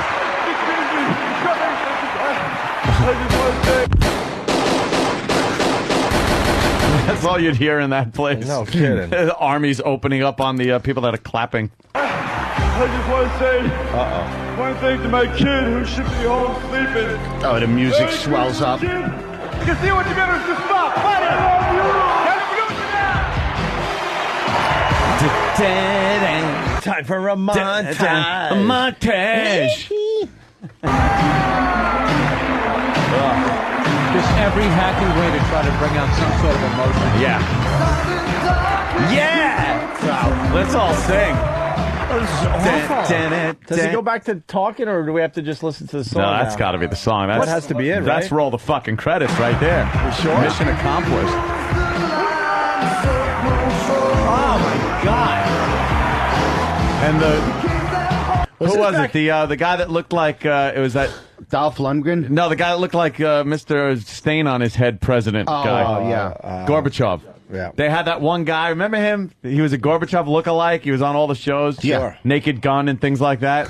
He was sitting there, and he got up and gave Rocky started the slow clap. Yeah. And this that's going to happen. Fucking ego on him thinking he's going to bring two warring nations together with a stupid sequel movie. I did it. Yeah. Meanwhile, they're like, launch the missiles now. I know. They are distracted. And this is back in the day where they couldn't figure out how to use real music acts. Yeah. Oh yeah. These dumb bands didn't understand that this could be really good for them to have a song in a soundtrack movie, so they had to get fake bands together to make fake songs. Oh, okay. That Casio keyboard, that drum machine. And then finally they figured out, wait, 80s. we should get real Why bands. don't we just get a Guns N' Roses song and put it in here or something? No. Must kill Judge Dredd. I must break you. Let's go to Tony in Brooklyn. Tony. Hey, boys, what's amazing is that Rocky could fix the Cold War, but he was too stupid to hire a lawyer that wouldn't swindle all his money away in Rocky 5. Oh, yeah. Punch it out. And I want to say to my kid at home who should be sleeping, I'm not your father. Clubber Lang is. He fucked your mother in Philadelphia behind the statue. I love when Jimmy muses himself. It's so cute. That's so cute. Yeah. I said to my son at home that should be sleeping. Paulie, get your thumb out of his ass. Let him sleep. That kid who's sleeping. We got an idea here. Mac in Cleveland, what's up? Hey, why don't you put some Susan Waldman clips in there? Oh, all right. Let me try this real fast. Oh, who's that? Otta, where have you been? My God, it's one of our favorite things to do. Oh. We start with this. I came here tonight. I didn't know what to expect. This man is the smartest man in America. I didn't know what to feel about that, so I guess I didn't like you much, none either. Я думаю, что я не любил их тоже. During this fight, I've seen a lot of changing. Is he draped in the American flag at this point? Look, right there. The way Oh, that's right. I you remember this. felt about me and the way I felt about you. Я почувствовал, что вы тоже изменились. Douche chills. In here, there were two guys Long way for a joke. It's coming up. killing each other. But I guess that's better than 20 million. Я думаю, что это лучше, чем даже 20 Goodness gracious! What I'm trying to say that if I can change, Я думаю, что каждый тоже изменится. and you can change, Вы можете измениться. Everybody can change. Of all the dramatic things I've ever seen, goodness gracious, you should see what's going on in the Yankee dugout. Yeltsin smiling. Oh my God! What horse shit! God, that time of the whole period in history just stunk for fucking movies like that. Yeah. Rambo and all the stupid fucking Chuck Norris movies. Oh yeah, Chuck. They go and find the POWs in Vietnam that were never there, that everyone thought was there, and Still in those rescue them. those Asian pajamas. Yeah, they're still there. They're still in those bamboo Yeah. things. The guards are even still guarding them. For what? What the fuck is this guard standing there? Still torturing him. Still just pissed off at him for some reason. It would be like the kids, the guy's fucking kids would be there watching him. The original guard's grandchildren are now fucking guarding him. I have no animosity toward these people. Yeah. Why am I torturing them? Bill Burr just gave me a spit take. I like spit that. water because just the visual of still torturing him. Like, all right, what else can we do? It's been 40 years. God. I don't know. Let's do something with the fingernails again. Just like They Hey, keep he's out of fingernails. It's over. Right, it's just They like- keep him just skinny enough. Yeah. But they must feed him enough, but they keep him just skinny enough where they've been like that for 20 fucking years. Yeah. Malnutrition. They've been At some point have they would malnutrition. they'd either give you back or they just blow your brains out. Yeah. Or they'd either just be dead or they'd fatten them up. Oh my You God. can't keep someone in that condition for that long. Oh, come on. Yeah. He's shooting them all. Mao, you just keep winning the Russian roulette thing. Yeah, this guy's fucking good. Yeah. Damn it. They're in a bamboo cage. We Fucking stunk, all those. we have Bring them home. Rocky crying over Mickey's death from Oh, Rocky IV. that's a good one, too. You ever hear this? Yeah. Oh my God, yeah. That was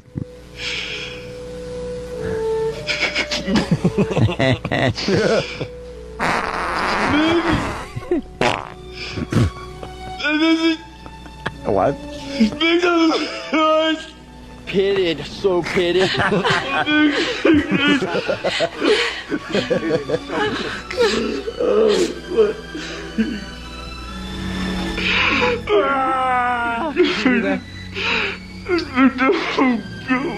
I like turtles.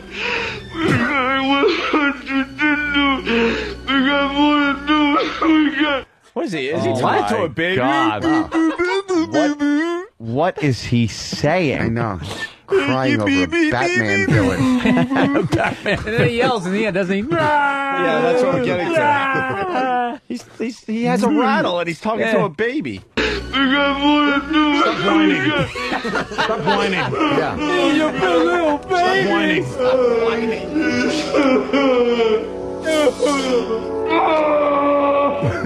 Stop whining. Master thespian. You dick!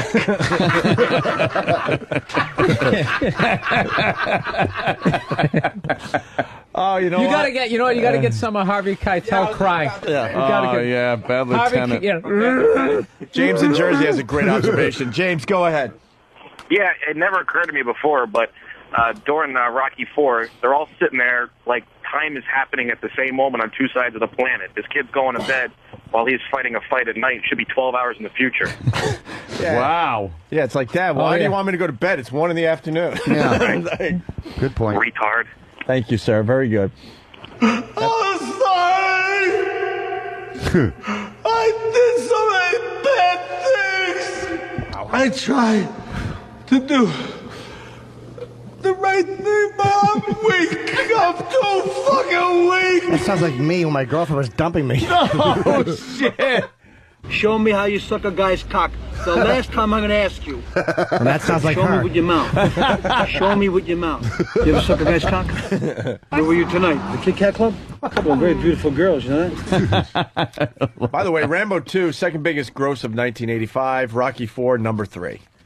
What was number one? Like Yeah, what terms was of number endearment. one? I will let you know. Terms of Awful endearment. fucking Number movie. one. Were there any good movies in the 80s other than John Candy? Well, Number Danny one, Boone. number one grossing movie of 1985 was none other than Ghostbusters. Back to the Future. Nice. Ah. Of These course. guys are obsessed Oh, with yeah. Back to the Future. Yeah. It's all they talk about. It was on the other day, and I was watching for some reason. course you are. Through the credits, and there one guy's job you were. in the credits, it said DeLorean time travel consultant. And I just would love to know what that person's job on the film was. What did he do? Yeah, back in time. Yeah. All right. We're so obsessed with it that right outside, on the way over here, me and Travis were talking about the end when when Biff is waxing George's Biff's car. waxing the but car. then the package comes with his novel in it. Yeah. And he's all overacting. Hey, Mr. McFly, you got a package. I think it's your new book. Biff is the worst actor ever in anything. And the fact that he lets Biff wax his car and goes, well, you know, if it wasn't for Biff, we never would have met. And they're smiling. It's like, yeah, if it wasn't for Biff trying to rape you in the car, he was physically fucking raping your mom in the car before McFly pulled him out and punched him. It's like, yeah, why would we you never... keep that guy in your circle? Yeah, exactly. Go wax the car now, Biff. Remember when Biff was feeling your tits and in the car and shit? Oh, it's just Biff trying to rape you. When he was lifting your skirt up on the streets of Hill Valley. Yeah. And cursing at you, saying he'd have you. Like a fucking stalker. Yeah, how you get him to wax the truck is you tell him you don't want him to. Don't wax that. Don't. I said stop it. Stop waxing. I like the evil Biff, though, before the whole thing happened. He's like, say hello to your mom for me. Oh. You know what that means? Yeah. He fucked her. There's a pink sock that was happening. Let's say hi to Keith in Louisville, Kentucky. Ooh. Keith, what's up? Hey, I just wanted to know if you guys saw the story about the 60-year-old woman who died in the iron lung. Absolutely. I just read that, dude. It was fucking. I'm claustrophobic over it. Well, you know what? Lung. That would be a fucking year is this? Well, you gotta stick around and find out why she died, though. The hell is this, a tease? You're teasing me? I'm on the show. We're teasing Jesus a little Christ. story because we gotta take a Help me break. out here, Henry. I'm trying to I'll tell you what find happened. out about this bit. I'll tell you what happened to the bitch as soon as we get back. That's right. It's Jive Talking Jimmy. That's right. And Ultimate Warrior, we played the audio of Nick Hogan in jail crying like a little bitch. Yeah. We got Ultimate Warrior talking about Hulk Hogan and his family. This is really good. Wow. Ultimate Warrior's He's a little nuts. bitter. Oh, he's nuts. And we got OttoandGeorge.com for concert dates, comedy dates. Yeah. And Bill Yes, Burr sir. at Caroline starting tonight, Yep. not Friday, then Saturday and Sunday. What are they doing on Friday instead? I got to go back to L.A. and do something and then Oh, come sweet. back. I left the iron on. I have to fly back. Bill's got to go to La La Land. Okay, ladies and gentlemen, we're about to take a break now. And Opie and Anthony and Jim Norton, that's our comic. And you can keep you smiling. And we want you to be right there when we come back. So don't touch that dial. We'll be right back.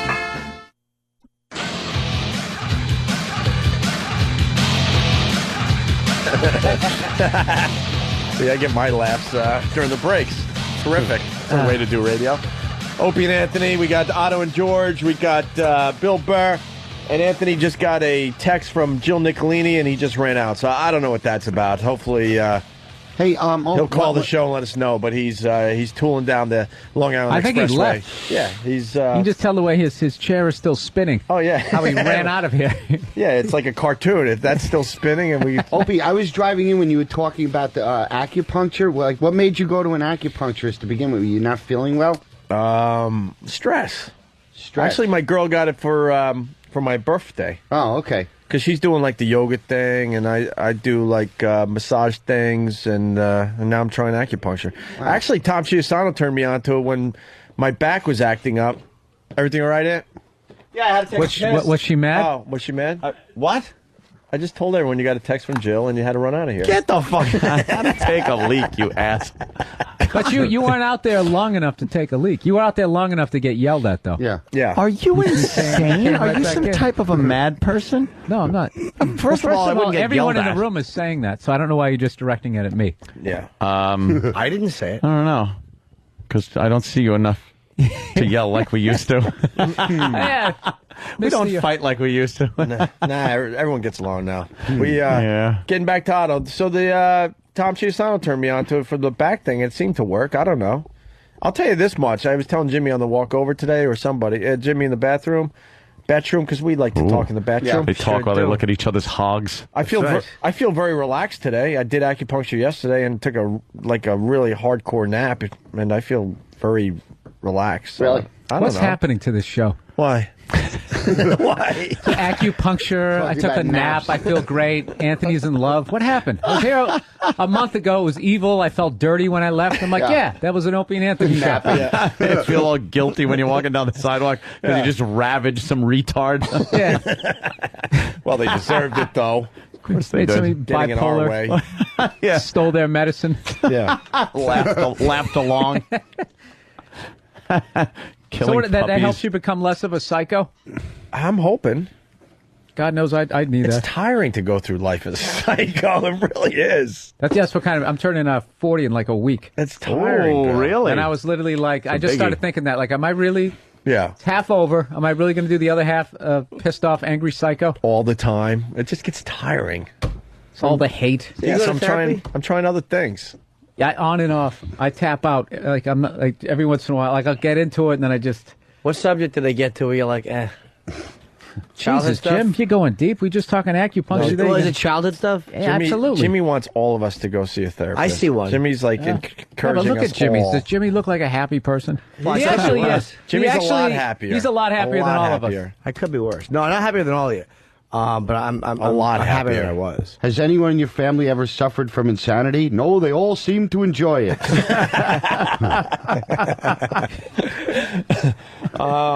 We got to get a John Sterling clip, I guess, so Brad could stop instant feedbacking. Kings Park.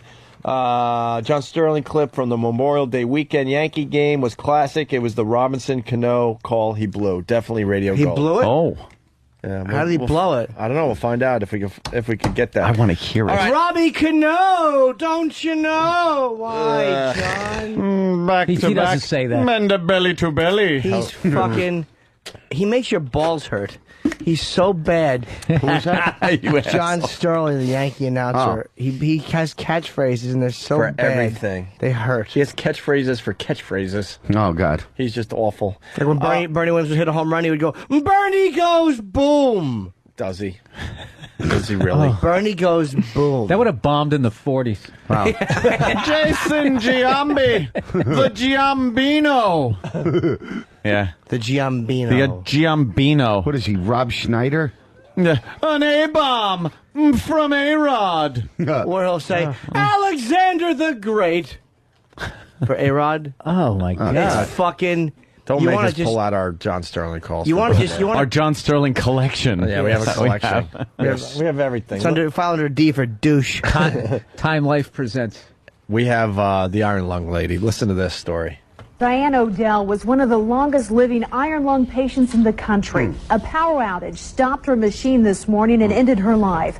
But so many will remember how she lived it. Power outage. Are we really going to remember how she lived it? Yeah, in a tube, like in a fucking giant Tylenol PM. Yeah, right. That's how she lived it. Like a fucking, she looked like a fucking foot in a giant glass sock. And many will remember how she burdened everyone around her. Yeah, exactly. And had a $4,000 a month electric bill while contributing nothing. A fucking dead Relatives are psyched to not have to wipe her ass anymore. Yes. That stupid head just sticking out of the fucking plastic thing. Well, remember how she looked at everybody in a mirror like a bus driver. That's right. The local hat company is disappointed. She was good for one every Christmas and birthday. Fucking old cunt. She should have made it past 9. Fucking 61 living in a tube. Iron lung. I want to live a fulfilling life. Do you really? Oh, okay. I would have put her right in Niagara Falls. Good luck, bitch. Fucking human go-kart. She looks like a fucking muffler. A fucking muffler with a fucking burden head sticking out. Just wait till you hear how she died, though. Well, the power outage. I bet power outage. Oh, did we get Yeah, to that? it said already. Yeah. Oh, I was ready to get really mad. Oh, no, Yeah, they it said got that the- already. Oh, I'm sorry. Power Jimmy, I'm outage, sorry. or did she go, I shit my pants, and someone said, where's that plug? Oops-a-daisy. Did you? And they watched her gasp for air. And all they did, as she was breathing heavy, they just went, fuck you, fuck you, fuck you. I bet that's what 50 happened. years too late. Somebody just couldn't handle it anymore, just kind of walked out blank face with an axe, just walked up to the telephone pole in front of the house, just started chopping it down. That fucking creepy mirror she had to look into to make eye contact with anyone. They had to continue making iron lungs because this bitch wouldn't die. She just wouldn't. Who needs go. an iron lung? They probably have Well, made why couldn't they two just take in the her out, last- put her on a respirator, and I'll tell you why. give 'em- Is there an answer for that there? Yeah, let's go with this. Diane Odell was one of the longest living iron lung patients in the country. A power outage stopped her machine this morning and ended her life. But so many will remember how she lived it. Diane Odell lived each day of her 61 years, most of them restricted to an iron lung with a philosophy. More people die of broken hearts than swelled heads. More than just words on paper. This was Odell's way of life, a legacy left behind for her family and friends. I couldn't really hear it though. Yeah, what was it? Because they said she lived, She said something. she lived with a philosophy, Yeah. which was Oh, you wanna go that back to ceiling that? tile is chipped. We're near the end. Her philosophy Yeah, I was. couldn't really hear. Let me go back there. Let's see what we can find out here. What was her Most of them philosophy? restricted to an iron lung with a philosophy. At least More I'm people not die of face broken down. hearts than swelled heads. More than That's right. Oh, okay. Don't lift the neck flap after a gasser. Neck flap. She lived life with a philosophy. Never call anyone a cunt who could kick a plug out. How do you have sex with that? Oh, look at that disaster. What the? Oh, she was That facing belongs down. in space. Oh my God. They should have just put her on She's display living at a in mall. She's living in a fucking torpedo tube. And first place in the costume contest as a laying down water heater. It's the man from space. Yeah. She looks like she's in one of those water massage things you find at the mall. Yeah. In a costume toothpaste, first place goes to. Oh my fucking God, what a torture that is. First place to the human depth charge. Depth charge. Just put her in one and fire her off a destroyer. Watch her fly through the air. Put her in a torpedo tube. I'll bet you they got a battery pack and then fucking and then put her in the back of a pickup truck and then her head would get air on it like a dog. Quiet dignity. I like to see a magician come over and cut her in half. I'll bet you she had one cruel relative that would come over and just rest his sweaty balls on her nose. What could she do? How do you like them apples? Fucking cut gassers in her face. I would have had fun with her. I would have made her smell my pits. She looks like a real pisser How to long hang did out she with. fucking live like that? 58 years. Yeah, Wow. Jay from Florida writes, the best part was the family was moving stuff out of the freezer into coolers so it didn't go bad, and they didn't even give this bitch a second thought. Wow. Wow. And Michael from Fishkill, Anthelini, number 13 on Google Trends today. Yeah. Working it up. Here's our with a philosophy. here's our More philosophy. people die of broken hearts than swelled heads. More than just words on paper. This was would you Odell's rather way have? of life, Exactly. a legacy left behind for her family and Legacy. friends. By the way, this story is brought to you by 5 Hour Energy. Thanks, 5 Hour Energy, for the free product that the listeners are enjoying on the bleachers. As one of the listeners is playing spokesperson, he just went like this when I said 5 Hour Energy, and he pointed to the display that we have out there. So She doesn't really need it. Well, she spent the reason they could not get the apparatus that went around her is because she had a deformity, which wouldn't allow her to wear a modern day apparatus because she had a spinal deformity. So she spent her life in the iron lung.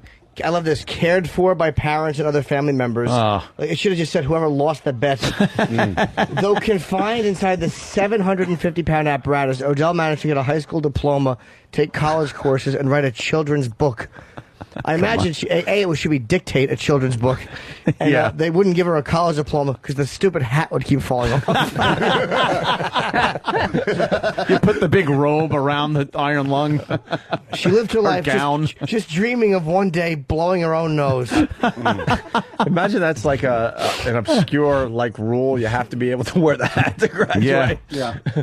Joe from Pittsburgh. She lived with a philosophy: make sure you turn twice a day to avoid bed sores. Ooh, yeah, put her on a rotisserie. We got more on the story here. A power outage ended her life early Wednesday morning. Family members say they couldn't get her backup generator to work. Odell's parents, now in their 80s, cared for her. They feel a big void, and when we moved the iron lung out today, it was a little sad. Not a lot sad. Not a lot. We cried as we were immediately repainting the room and putting a flat screen. It's right there. Where the burden used to be. A little sad because they were ready to make a media room. Yeah, That's great. That thing must have really spun the old electric meter, too. I'm sure. The power didn't go out. They just looked at the gas price and said, you know what, fuck you. Yeah, beat it. She probably said one wrong thing. Right. Someone probably said, I want Obama. And she goes, I'm going for Clinton. That's all it took. Oh, yeah? We'll see about that. Kick. She lived a full life for an inanimate object. She didn't live a full life. Her life sucked a fucking bowl of dicks. Her life was awful. How do you go around with a 750-pound piece of steel around you and have fun? Yeah. Where are you going? Can I get on the fucking Matterhorn bobsled here at Disney? I don't think you're allowed. She lived life with a simple philosophy. Could someone get in here? There's a fly on my nose. She lived life with a simple philosophy. Yeah. Take those new shoes and shove them up your ass, pal. Not necessary. All she A wanted little was sad. Not only was Odell's life significant, but so was the machine she relied on 24 hours a day. She was in something like that ever since she was 3 years old. Now, the 9-foot, 950-pound iron lung is inside the Campbell Street Church of Christ. It'll stay here through her funeral. Surely. Why, they should bury her in it. Save money on the coffin. Right. Yeah. Just fucking push her head down into it and tape the top. Close the lid. Why take her out now? Like fucking, like one of those old gag things of peanut brittle. If you open it up, she comes flying out. Yeah, a Burton head pops through. Help me! Help me! You push her head. Burton head. Jesus Christ. Surely, living by the words she preached, doctors said Odell wouldn't see 20. She saw 61 and showed her friends how to love every day. Whatever happens, You're blessed. Yeah. Yeah, are you? Yeah, God was a real sport to her. She's blessed. Are you really loved if you can't feel a hug? Yeah. Oh, do you think they hugged it? Yeah. Like, Dude, that's patted it. That's the worst person to be in life. The example person, the person who makes others feel lucky. Yeah. It's like, really? Do I really have to be that person? Yeah. You know, once I saw you, I realized I have no problems whatsoever. You're just Great. laying there like, dude, if I could get up. Glad I could be that person. Yeah, if I could get up right now. I really wish I could just roll this thing under your fucking foot. Oh. Oh, God, look at that thing. Holy shit, it looks like an electric train. Oh, very good. That's fun. Fucking- It's got a big refrigerator handle on the side. Bloody hell. How awful is that? That's a terrible life. It really is. Just with that thing around your neck your whole life, just looking up into a mirror. I know. Who is that? Oh, me. My dream is to play kickball. My dream is to look at another face for more than 5 seconds. How self-centered she must be. My lungs, my face. We get it. You. The burden head. A burden head. She lives her Peanut life. burden. She lives her life like a bird, just looking at herself in the mirror. Yeah. Like a little parakeet. Fuck. Yeah. No way. Fuck, yeah, you're right. Oh well. Anyway, moving on. That's horrible. Parakeet Sucks to be cage. you. She wrote a children's book. What's it called? Get me the fuck out of here. Yeah. See Dick lay there. See Jane ignore him. See Spot tinkle on Dick's face as it looks into a mirror. Jesus. Oh, fucking. I want to know what her children's book. Like, we find out about Yeah, that? we'll find out more. Where's Sam? Oh, she wrote it. Yeah. Where's Sam? The Oh my Sam God! I expert. just be like, could somebody come over here with a croquet mallet? Yeah. Just end my fucking life, please. What do you want for Christmas? A Ziploc baggie.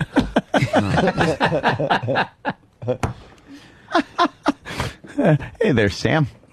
Hi, Sam. Wow, that How hair- are you? That hair is getting very, very unruly. Yeah. It's getting like longer in the back.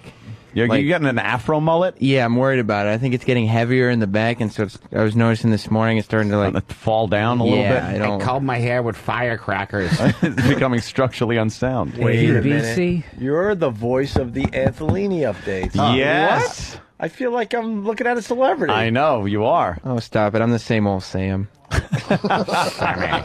Sammy. What do we know on the Ultimate Warrior? I've heard things about this guy. I didn't even know he was still alive. Oh yeah, he's alive. He's psychotic. Since he left wrestling. He doesn't wrestle anymore? Well, the reason he's putting out YouTube videos now is because he's actually returning. Some promotion in Spain. Oh, that sounds big. Yeah, booked him to do one match. And so now he's trying to put out YouTube videos to get a nice little buzz going for himself. How old is he, Sam? He's right about 50. Jesus. And him and Hulk used to go at it back in the day. Yeah, I guess so. Yeah. And apparently he still has ill feelings towards Hulk Hogan and the way he's raised his family. And this follows the jailhouse tapes we heard this morning. Yes. And the pictures of Hogan, from like last week, rubbing Brooks' ass. Oh, how Yeah, remember? He was applying the suntan Suntan lotion to his lotion. own daughter's ass? Yeah. Perfect. This is a creepy family, man. Creepy. Yeah. Anyway, here's the Ultimate Warrior. Talks about the pictures of Hogan rubbing Brooks' ass. Here it is. This is how we start. Warrior is bothered like others by the snapshots. What is he talking He to a talks mask? like, Yeah, he put Warrior is bothered like others. Well, he legally changed his name to Warrior. Mm-hmm. So that's his actual name now. And But he doesn't have to use it. I don't go like, Anthony Right. likes car. But you're also not the type of person to change your name to Warrior. No. He's a man. crazy guy. White man come with fire stick. Yeah, that's what he sounds like. Ugh. And he's wearing like an old Ultimate Warrior kids Halloween mask with the elastic band on the Oh, back. shit. You can't even get a good one? I don't know. So he's talking through this tiny little mouthpiece on a plastic mask. Oof. Of Hogan's hand close to his daughter Brooke's private parts, especially the one where his hand is in between her legs. Wow, That's the one me enjoy most. he sounds a bit like gold. Me, jack 'em off 'em. Yeah. Why doesn't he stop with the fucking mask? Why doesn't he Because stop he's it? crazy. He's old school show business. You, Oh, you yeah. never show. Come on. Well, he's shown himself without his face paint, like in every other video. But he just put the Warrior mask on for this one. Yes. I have no idea why. Warrior Much thinks shame. it's funny and ironic He just that broke so character many with are ironic. making such a big deal out of this perverted act when Terry Bollea has long been on the record for the last 6 or 7 years. Jane revealing Boy to and the Cheetah public all what in kind- Treehouse. Wait, what did he say on the record? What? Yeah, well, I don't even know if we can sit through this. His delivery. I am in the iron lung. Yeah. What's with the helicopter? Yeah, what is that in the background? What kind of- Must kill Colonel Kurtz. Warrior have dream of snail slithering on edge of straight razor. revealing to the public what kind of pervert and irresponsible human being and parent he is. Wow. Jesus, what a dullard. I think the Warrior wonders, Warrior one. after what Brooke said publicly about how disappointed she was that her father went to bed with one of her young girlfriends, He keeps breaking character. committed adultery, By using, like, therefore bigger words. causing the breakup and the divorce that is going to happen between him and his wife. That after Brooke talked about how heartbroken she was, and that it would be hard for her father to repair the damage. And I see traffic on BQE. As I look down, GWB look smooth. Fender bender. I find Easy ride. Take 'em high upper level. A helicopter in the background. Yeah, that's true. Yeah. I find it funny and ironic. Ironic. Oh, did I say that? Yeah. People suggesting it's Buffalo Bill. And also, sounds like one of those guys that Would has the pituitary gland problem. Oh, one of those big giant guys.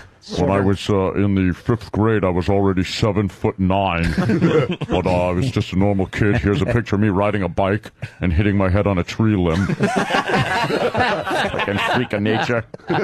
You're not normal. Yeah, You're not a stop kid. saying you've lived a normal life. Yeah. Here I am pulling down a 400-foot home run from our Little League field. If you're able to dunk the ball at 8 years old, you're not living a normal life. Just like a normal kid. That's all I want to do. Right. Here I am laying down in my bed that had to be put in the garage with my feet hanging out the door. I would step over the batters. Over the batting. What do you call it? Backstop. I fucked it up. You got a crap. He drives a car like everyone else, but his seat's in the back seat. You've seen that one? Yeah. Well, I like driving myself around places, so I had to remove the front seat from my car, and I sit in the back seat and drive that around. Not many people look and point and say, "Look at that freak of nature driving." Doesn't happen a lot. I've had to extend the steering wheel all the way to the back, and my head sticks out the rear window. It's a hatchback. I use that stretch limo. as a windshield. Stretch limo. He sits in the hot tub. Back to the Warrior. If he even could ever, he believes Brooke is spending time with her father only to ensure that he will continue to bribe rap artists to participate in musical duets with her. To bribe rap artists? Yeah. He's obsessed with Hulk Hogan. Yeah. How do you not hate the Ultimate Warrior? He's got it bad for him, that's for sure. The Warrior thinks her best bet would be to spend more time with her mother, who is now dating professional basketball players. Uh-oh. Perhaps they have greater connections and deeper pockets to continue her talentless career. This guy's harsh. Talentless. Ultimate douche. Terry couldn't be happy about that. That fucking, a couple of the Rockets maybe, or perhaps one of the Portland Trailblazers is deep dicking fucking his ex. Oh, shit. He fucked the daughter's friend, and she's like, "Oh, yeah? Guess what I'm going to do?" Watch this. Is that what happened? Yeah. Is that how it all went Apparently down? the Hulkster, is that what they're alleging? I think I don't know. He dropped the... She's dating a Brooke lookalike. Is he? This girl looks like his daughter. That's pretty sick. Listen what Warrior has to say about Nick Hogan, who's in jail. Warrior also thinks that if Hogan is going to oil anybody's ass, he should oil his son Nick's ass. Wow! That was worth the wait. The Warrior is a pisser. That was worth the wait. Yeah. About 4 minutes of shit to get to the goal. Get the old prison ass fucking joke. Oh, that was a gem. Good one, Warrior. We got a rape ass. Let's replay this. Good one. Warrior also thinks that if Hogan is going to oil anybody's ass, he should oil his son Nick's ass. Warrior knows how to build a Although in a monologue. prison cell, there's very little sunshine, and you don't have to worry about sunburn, he may indeed have very much to worry about when it comes to bum burn. Surely Terry should be oiling Nick's ass. Bung burn? That's where he nailed it. He got it. He got the point. Oh, Everybody yeah, got yeah. the joke, and then he just continued And talking. he had to go. That shows you the difference between a comic and a moronic wrestler. To get to the other side, you see, if the chicken was on one side and then continued to go, and that was the reason why. Wanna buy a dryer door?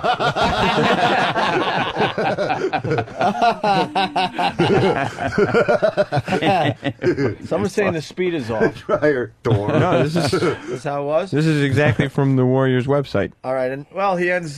He's got a good closer here. Oh, does he? Yes, Okay, absolutely. good. This is the last one. Warrior also thinks since Terry did I'm gonna be saying that. Warrior This stuff also you take away from thinks- this radio show, I'm gonna just walk around all day. Warrior also thinks price of gas too high. Yeah, we should get him on the phone. I tried to Just contact walk him. around saying that shit all day. Gas bill too high. Warrior think I hungry. Get something to eat now. I think you're gonna- also thinks. He's doing social commentary. Warrior think men should be pulled out Iraq. Yeah, he thinks he's ready for Sean Hannity show.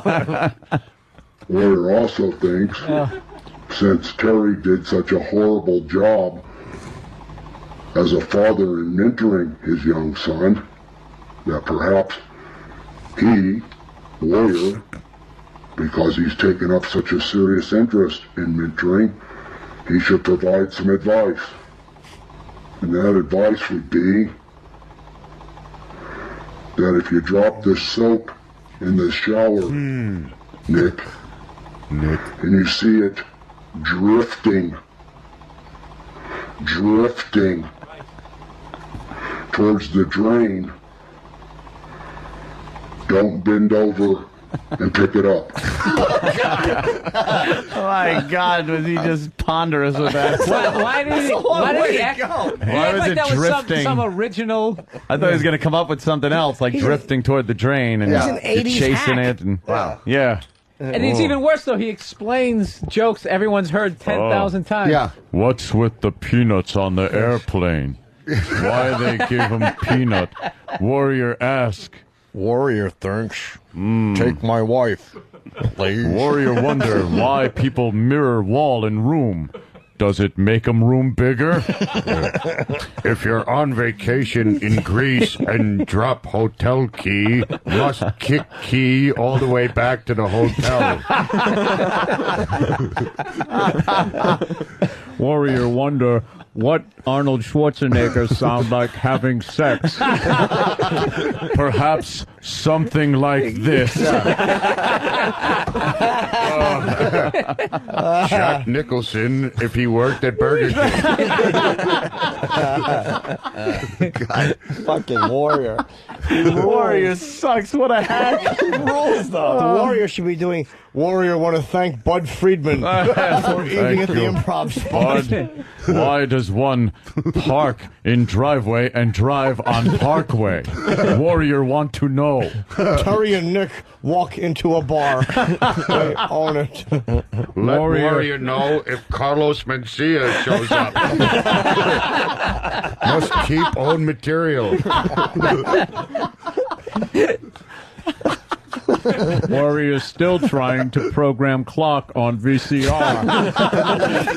What is the deal? What's with airplane? Holy God. What a mongoloid. Warrior really stinks. Warrior brought guitar along. Sing song now about Hulk Hogan. Warrior think. Holy shit. Jesus. I think we touched every 80s hack topic. Yeah, we did. The Jack Nicholson impression, that's great. Warrior never understand people when in drive-thru at McDonald's. Warriors say, "Dude." Me want Big Mac, fries, and large cola.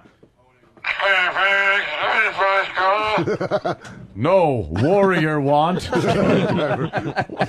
Fucking hack.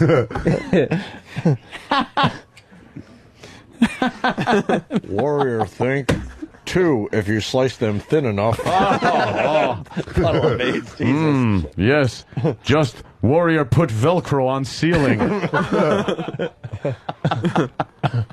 Warrior. Warrior wonder why girls go to bathroom in twos. Is there a seesaw in there?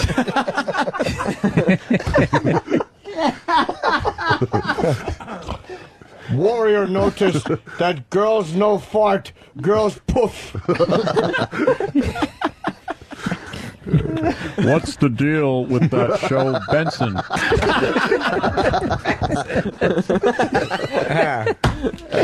Warrior funny. Yeah, Warrior. Warrior put pisser. 2 socks in dryer and only one come out. Where other one go? Warrior want to know. Warrior too edgy for Star Search. 23 Skidoo from Connecticut, very confused. He's like saying here, Hulk Hogan has a problem with Rock Quarry? What's up? But I am Rock Quarry. I am the ultimate warrior. I'll tell them I'm Gus Schultz. That will fool them. Was that a Flintstones Yeah, Rock Quarry? Oh, Rock Quarry was the big star. Oh. And then he wanted to leave. I don't like Holly Rock. Oh, yeah, okay. I'm going into the country. And so he went Stoney into Curtis. Bedrock, and he worked as a gas station attendant. Yeah. And then he went over Fred's house because they were all buddies, and then he figured he'd give him a big kick and tell him that he was actually Rock Quarry. Because I miss the fans, the adulation. So he told Fred, and Fred Was that Stoney didn't Curtis? believe him. Yeah. No, Stoney Curtis came by later. Fred didn't believe him, and I love that. Like, after 2 times of him trying to tell Fred punched him in the face. Really? He got all mad at him. But I am Rock Quarry. Fucking show sucked. You didn't like the Flintstones? I fucking hated the Flintstones. I liked, like, Everything 3 with a episodes. rock theme. Yeah. Everything. And Marg Fucking Rock. Of course. Well, I Joe mean, if you Rockhead? compare Yeah. it to any Warner Brothers, there's really no laughs on that. But it was a half hour. Fucking hated it. Yeah. Tuku, little Toodalooka feet. Yeah. Dude, Robot Chicken did a whole take on how everything's named after a rock. Yeah. Fucking hilarious. And it ends where someone finally had it with all the rock analogies or whatever and just destroys everybody, kills everybody. Mr. Slate. Oh, Everything yeah. had to have a rock in it. Fucking Yeah. he rides a dinosaur. Sam Shaleface. The audio's pretty funny, actually. Joe Rockhead. Yeah. That was the other guy, How- Joe Rockhead. How many times did they do in episode 2 where Fred sang? Oh, yeah. He had like 10 hit singles. Oh, when the Oh, Saints go marching in. He had like a real singing voice. Bedrock, twist. Yeah. There's a town I know. Yeah, why would they you're do right. that? Called Bedrock. Now I'm Make it angry. like a I'll tell you radio why. hit. Now I don't the like show it. Yeah. fucking sucked. Yeah. You know what was great, though? There was a pelican in the sink. Yeah. And he like ate all the stuff they put in. And he went, Now it's a living. I thought it really. ooh. See, it doesn't sound like Fred. No. Oh, no, this is the other guy, though, that ate the deviled, pickled deviled eggs Yeah, or yeah. something. Pickled dodo eggs. Dodo eggs, and he was allergic, and he couldn't do it. So Fred put a wig on and the guitar and put the record on. It skipped. Yeah, but I hated all Milli Disney. Vanilli. Were any of the Disney characters funny? Bugs? No. I mean, No. fucking Bugs, Daffy. Goofy, No, I mean, none of them. Donald Duck. No. Mickey Mouse. They weren't funny. That was infantile Yeah, they were crap. terrible. Yeah. Warner Brothers were the best. Yeah, Warner Donald Brothers. Duck That's is the a shit. Donald Duck's a communist and a cunt lover. Of course he is. Daffy was good. Yeah, Daffy was Daffy and Bugs great. together. They had all the bad qualities of human beings. Oh, none yeah. of the good qualities. And any cartoon where they just take a frying pan and smash it into someone's face. Yeah, and it always- just makes the shape of the always guy's good. face. Yeah. And they could shake off a bullet to the head in no time. You know? Oh, bam, bam, bam, bam, bam. That's really when it got bad, when they No. brought the kids into it. It hit stride when Kudzu. Oh, Kazoo, yeah. well, dum-dums. Yeah, that was Hey, good. I He was fucking good. Great sucked. kazoo. Dude, we Yeah. found the Robot Chicken. I don't know if this was Kazoo real. was like a Kelsey Grammer of animation, right? A fucking annoying know-it-all. Hold on a second. Cokehead. Let me just play this. I'm not sure if it's going to translate well, but Yeah, when give I it a saw whirl. this, it was pretty funny. The whole everything had to be named after a rock. And what did listen to Barney this. Rubble do for a living? He just drove Fred to work No one and knows. fucking went home. He worked for some defense firm. That's all Oh. they ever said. Oh, really? Yeah. Bonnie boy, boy, this is the life. Not wearing underwear, you gotta love it. Now, who could that be? Yeah? Hi, I'm Mr. Rock from FedEx Stone. I got a delivery for Fred Flintstone from AmazonaBoulder.com-Pebble.com-Pebble.com-Pebble.com-Pebble. You want the package or not? Dear Fred, I hope this distracted you long enough. Signed, Barney. Bitch. Barney! Barney! Barney! Barney! My pebble!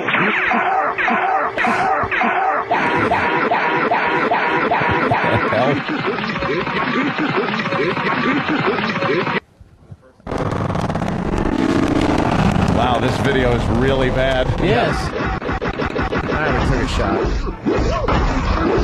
That's kind of cool. Fred's beating the shit out of Barney. Like seeing that. For stealing his Fruity Pebbles. Finally.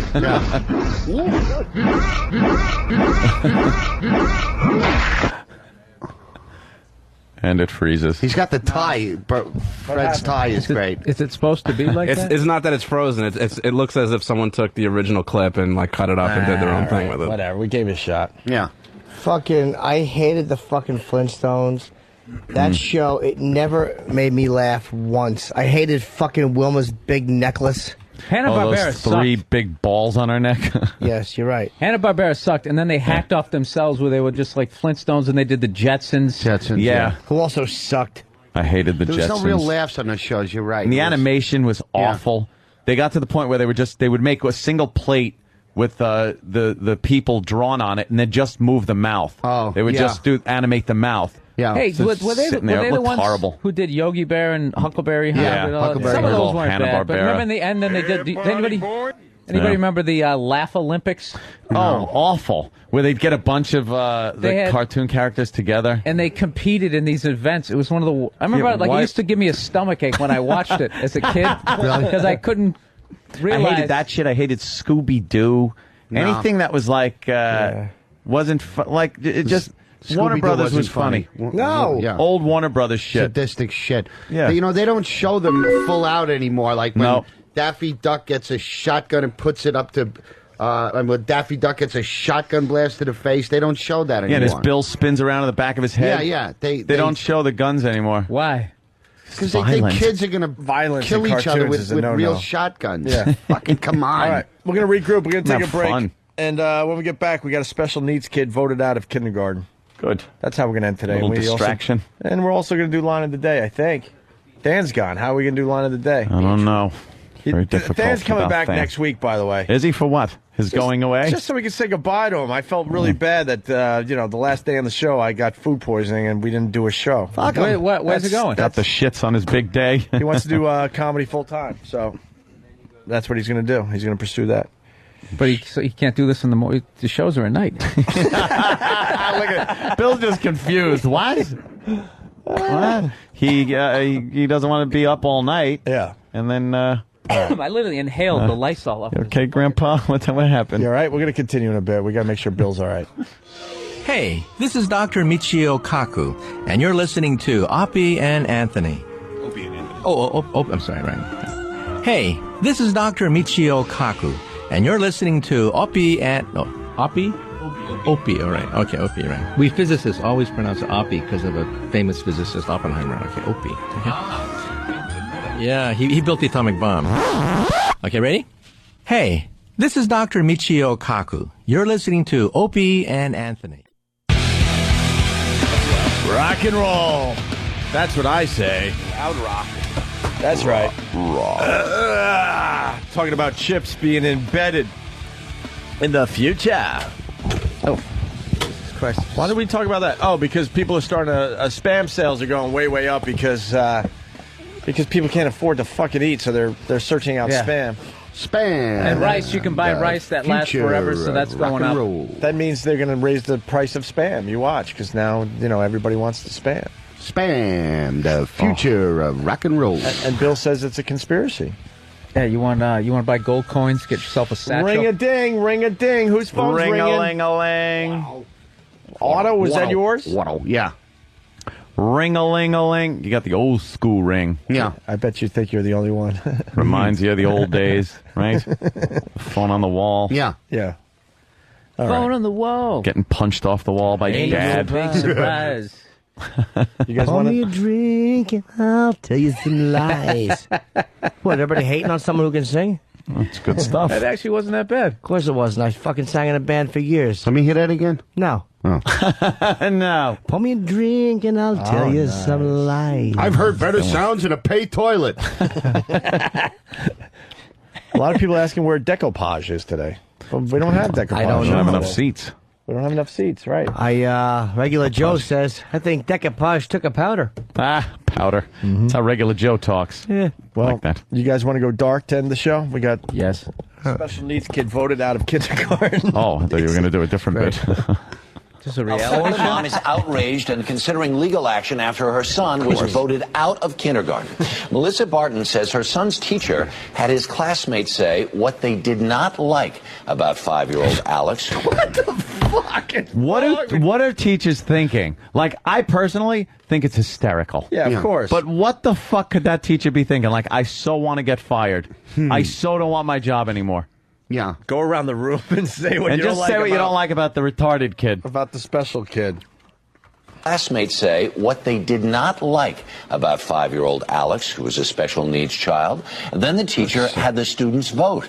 And by a margin of 14-2, they voted Alex out. 14-2. Cunt. It's two people with a heart in there. What did Alex do, though? Did he hit people? Was he running around? Saints. Might have been rubbing Might have paste been. in kids' eyes. That's true. What's the fucking kid doing? We're acting like Alex was a He saint. was sitting in Run the around with- corner, gently rocking. Jerking off with poopy pants.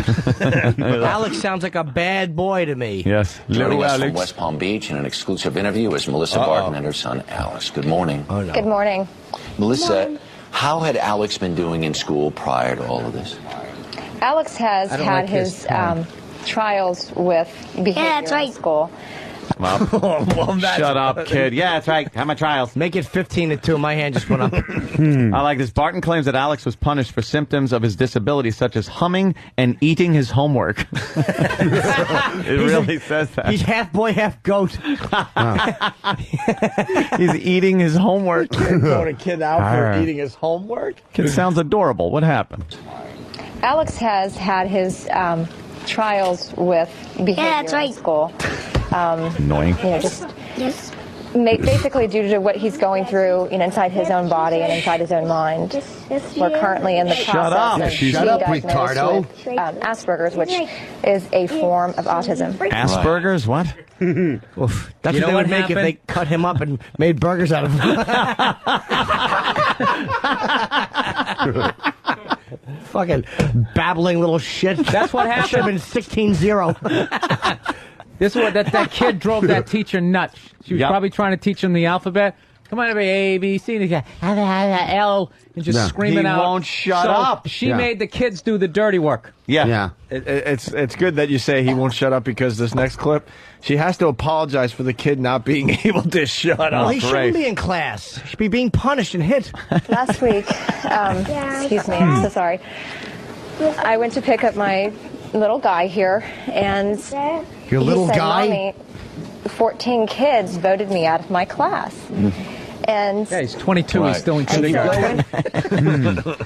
As soon as I get home, the first thing I'm gonna do is punch your mama in the mouth. I like turtles. I love the way she fucking says it. So you go and you go into Punch your mama. go and you go in to talk to the teacher, and what does she say? How does she explain this? She basically tells me everything. She said that she I stood walked in, out. she pointed at my womb and started booing. Day late and a hanger short.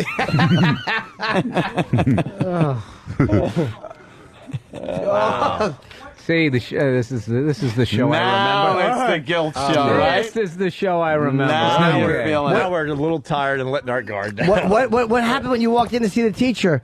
Well, I had a skirt on and my legs were open, and she said, "Could you close your legs? I could almost see the dumbbell factory." Basically tells me everything. She said that she stood Alex up in front of all of his peers. And What? That's one fucking at a time, awful. She was supposed asked to go on a the date peers with him to and she didn't show tell up. Alex what they don't like about him. And in Alex's words, it was, tell Alex what we hate about you. She asked them each individually to have a vote Did he if notice? Alex deserved to stay in the class or not. For her to include 5-year-old children and 6-year-old children to be able to say, you know, we don't like Alex because he eats crayons, or we don't like Alex because he hides under the table or spins in circles. You know, that's just wrong, and it's not fair. How can you like Alex? God voted against him. Yeah.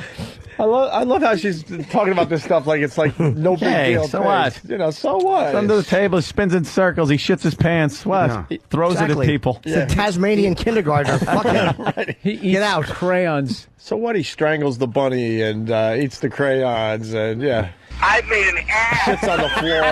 myself. I'm sorry I did that. I'm embarrassed that I did that. My name is William, and I like fingernail polish. Little Alex. Whoa, whoa, whoa. Little Alex. Goodness gracious! Crayons, all right.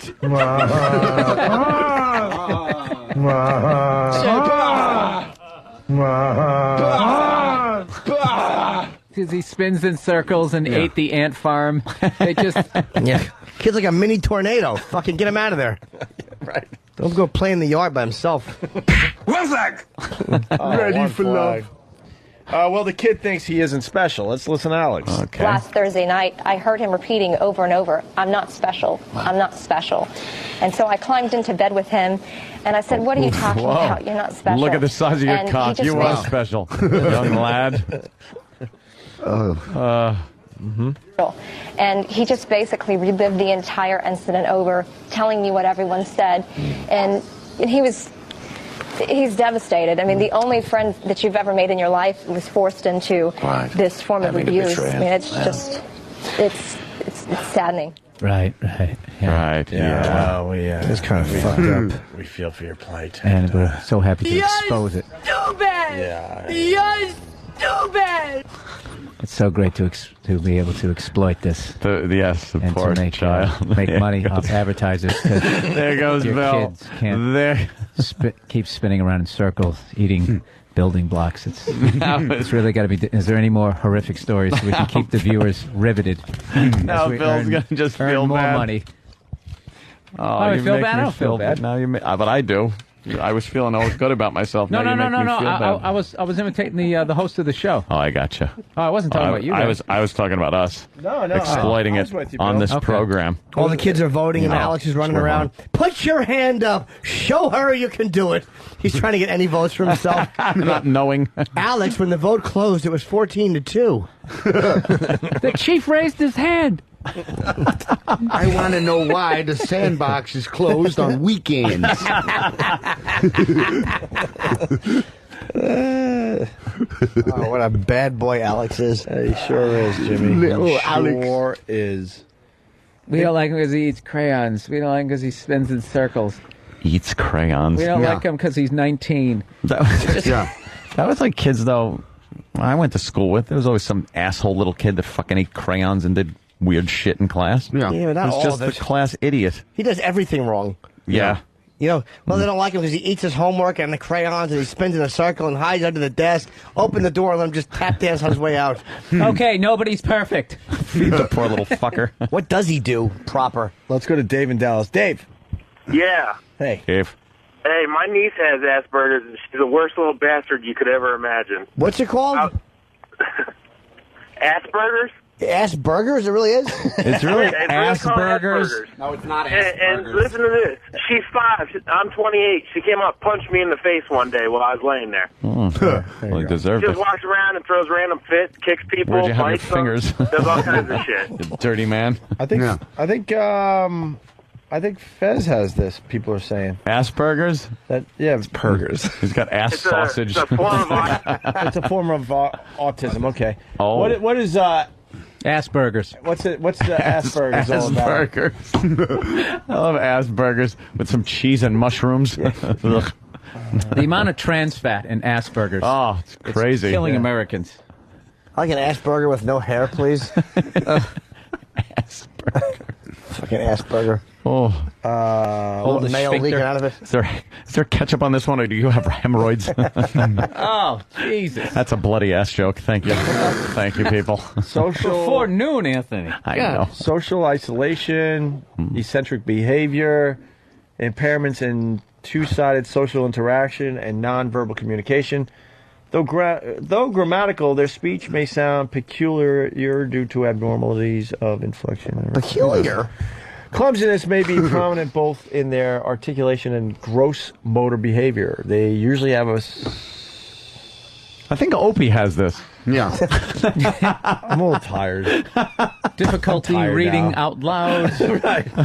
Spinning in circles. This kid sounds like a punk. Yeah, I don't know. It's a whole thing. I don't feel like getting into it. Fuck them. Go fucking Google it. Google Exactly. Asperger's. It See what you get. Goddamn Asperger's. Go Google the fucking What is thing. the solution to that, man? It's just fucking, that girl You're in just that fucked. that iron lung. Yeah. I mean, just wait till she falls asleep and zoom her off a wharf. A couple Actually, of lonely bubbles. Do it while she's awake so you can tell her why you're doing it. She'll be like, why?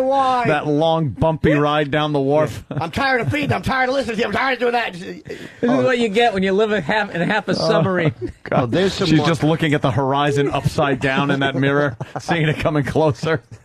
Well, speaking of funny, look, school bus carrying children in wheelchairs crashes in Ohio. Oh, Jesus. Get the rubber chicken and a seltzer bottle ready. This sounds good. That's fucking hilarious. That just proves there's no God. Dead, crippled babies. Oh, shit. Why would Face down God in a allow puddle. that to happen? Because those kids in the wheelchairs were negative. Yeah. To they use the Hulk probably, Hogan analogy. Yeah. God loves morning radio. Warriors, Serge. Warriors, Kevin Houston, what's up? Kids Hey, in good morning, wheelchairs guys. and buses. Good morning. Hey, I've got a cousin that has that Asperger's, and all day long he has a bent coat hanger in his hand and twirls it around 24 hours a day. Pimp stick. And just twirls the fucking thing Trying around. to show mommy what she should have used. Anyway, punch second it out, abortion guys. joke of the day. Jesus. Come on. It's your eighth of the day. What are you talking Oh, about? the day of the last 10 Your minutes. second of the segment. Asperger. All right. Yeah, you really had a rough segment there. I'm definitely Bloody gonna ass. Warrior says abortion jokes. me love them hanger jokes. Well, we have to get out of here because Ant's got a fine little afternoon plan What? with Jill Nicolini. What? Yeah. I'm just going to blame it on you. What? Little Alec. For what? All right. Where you guys going? Are we doing line of the day today, even though Than's not around? Are we redoing I got to that? come home for this. By the way, the solution for this boy, if he's spinning around, is you make him a hat out of an anvil. Fucking, he'll be too weighted down to spin or hide. He'll have to sit there. With his little anvil hat on. Yeah, I just picture an anvil with a chin strap. All right. Line of the day is sponsored by CardScan. CardScan. Get all of your contacts organized in just a few seconds. Check out the device that nobody should be without at cardscan.com/radio1. Do not spell out the number 1. Here is a runner-up line of the day. We haven't discussed anything like that yet. All right. When are you going to clean out your stable of MySpace whoas? Fucking Bill Burr. Good to see Bill. Caroline's tonight, Saturday and Sunday. That's No right. show Friday because he has to go back to L.A. It's a little confusing. Caroline's 212-757-4100 for tickets. Here's the next runner-up line of the day. But I've really tried to harness my inner Carrie Bradshaw and put dresses on every day, said Cross. Her inner Carrie Bradshaw. Would you slap on a feed bag and some shoes, some metal shoes? Very, very good. Right to the next runner-up line.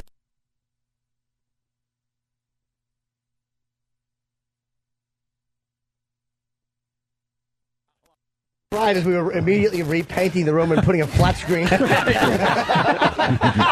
Right.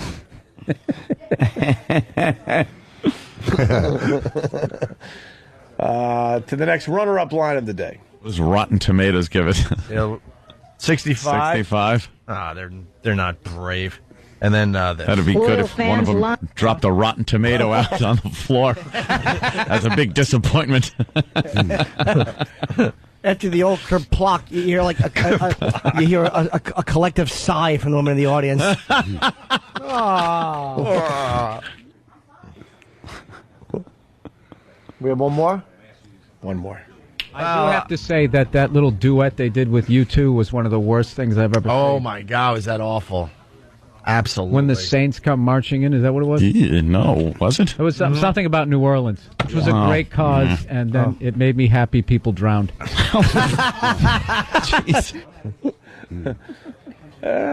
that, we thank CardScan, and we give you today's line of the day. Here comes line of the day. Line of the day.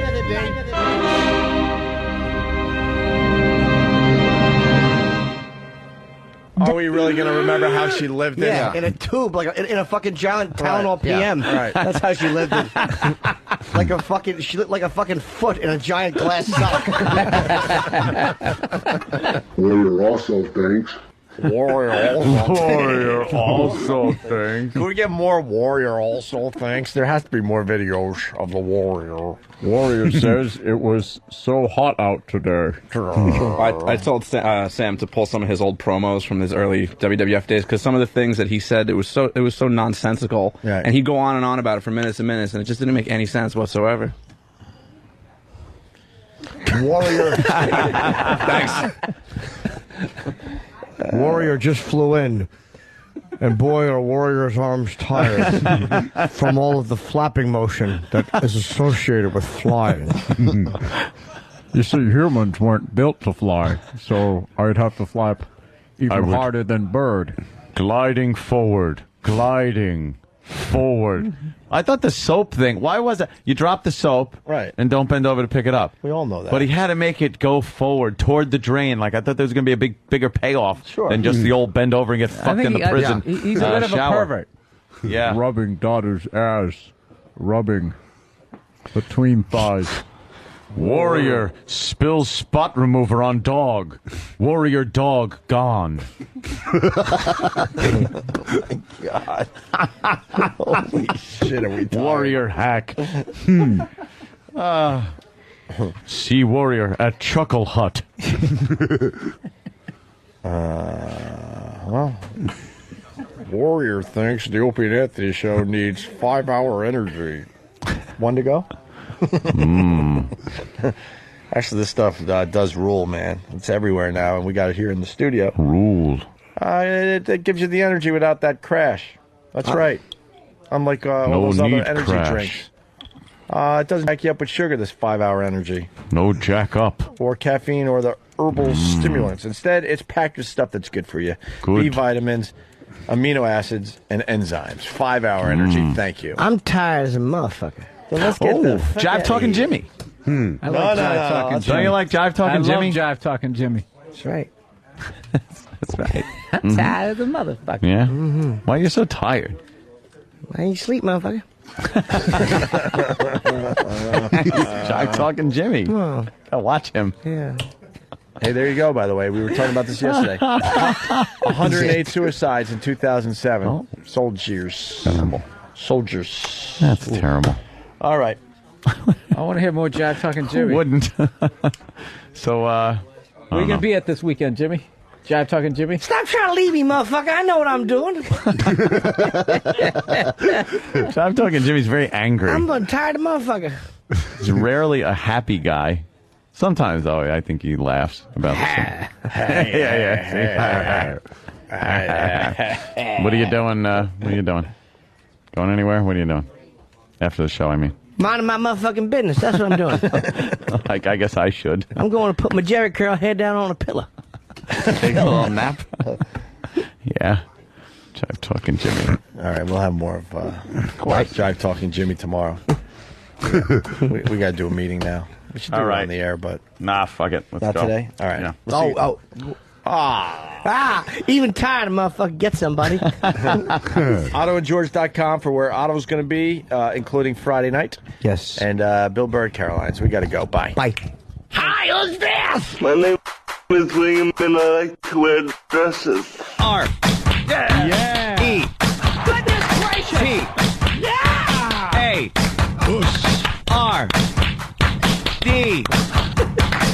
retard, yeah, woo! Be retarded, be retarded, be retarded, be retarded.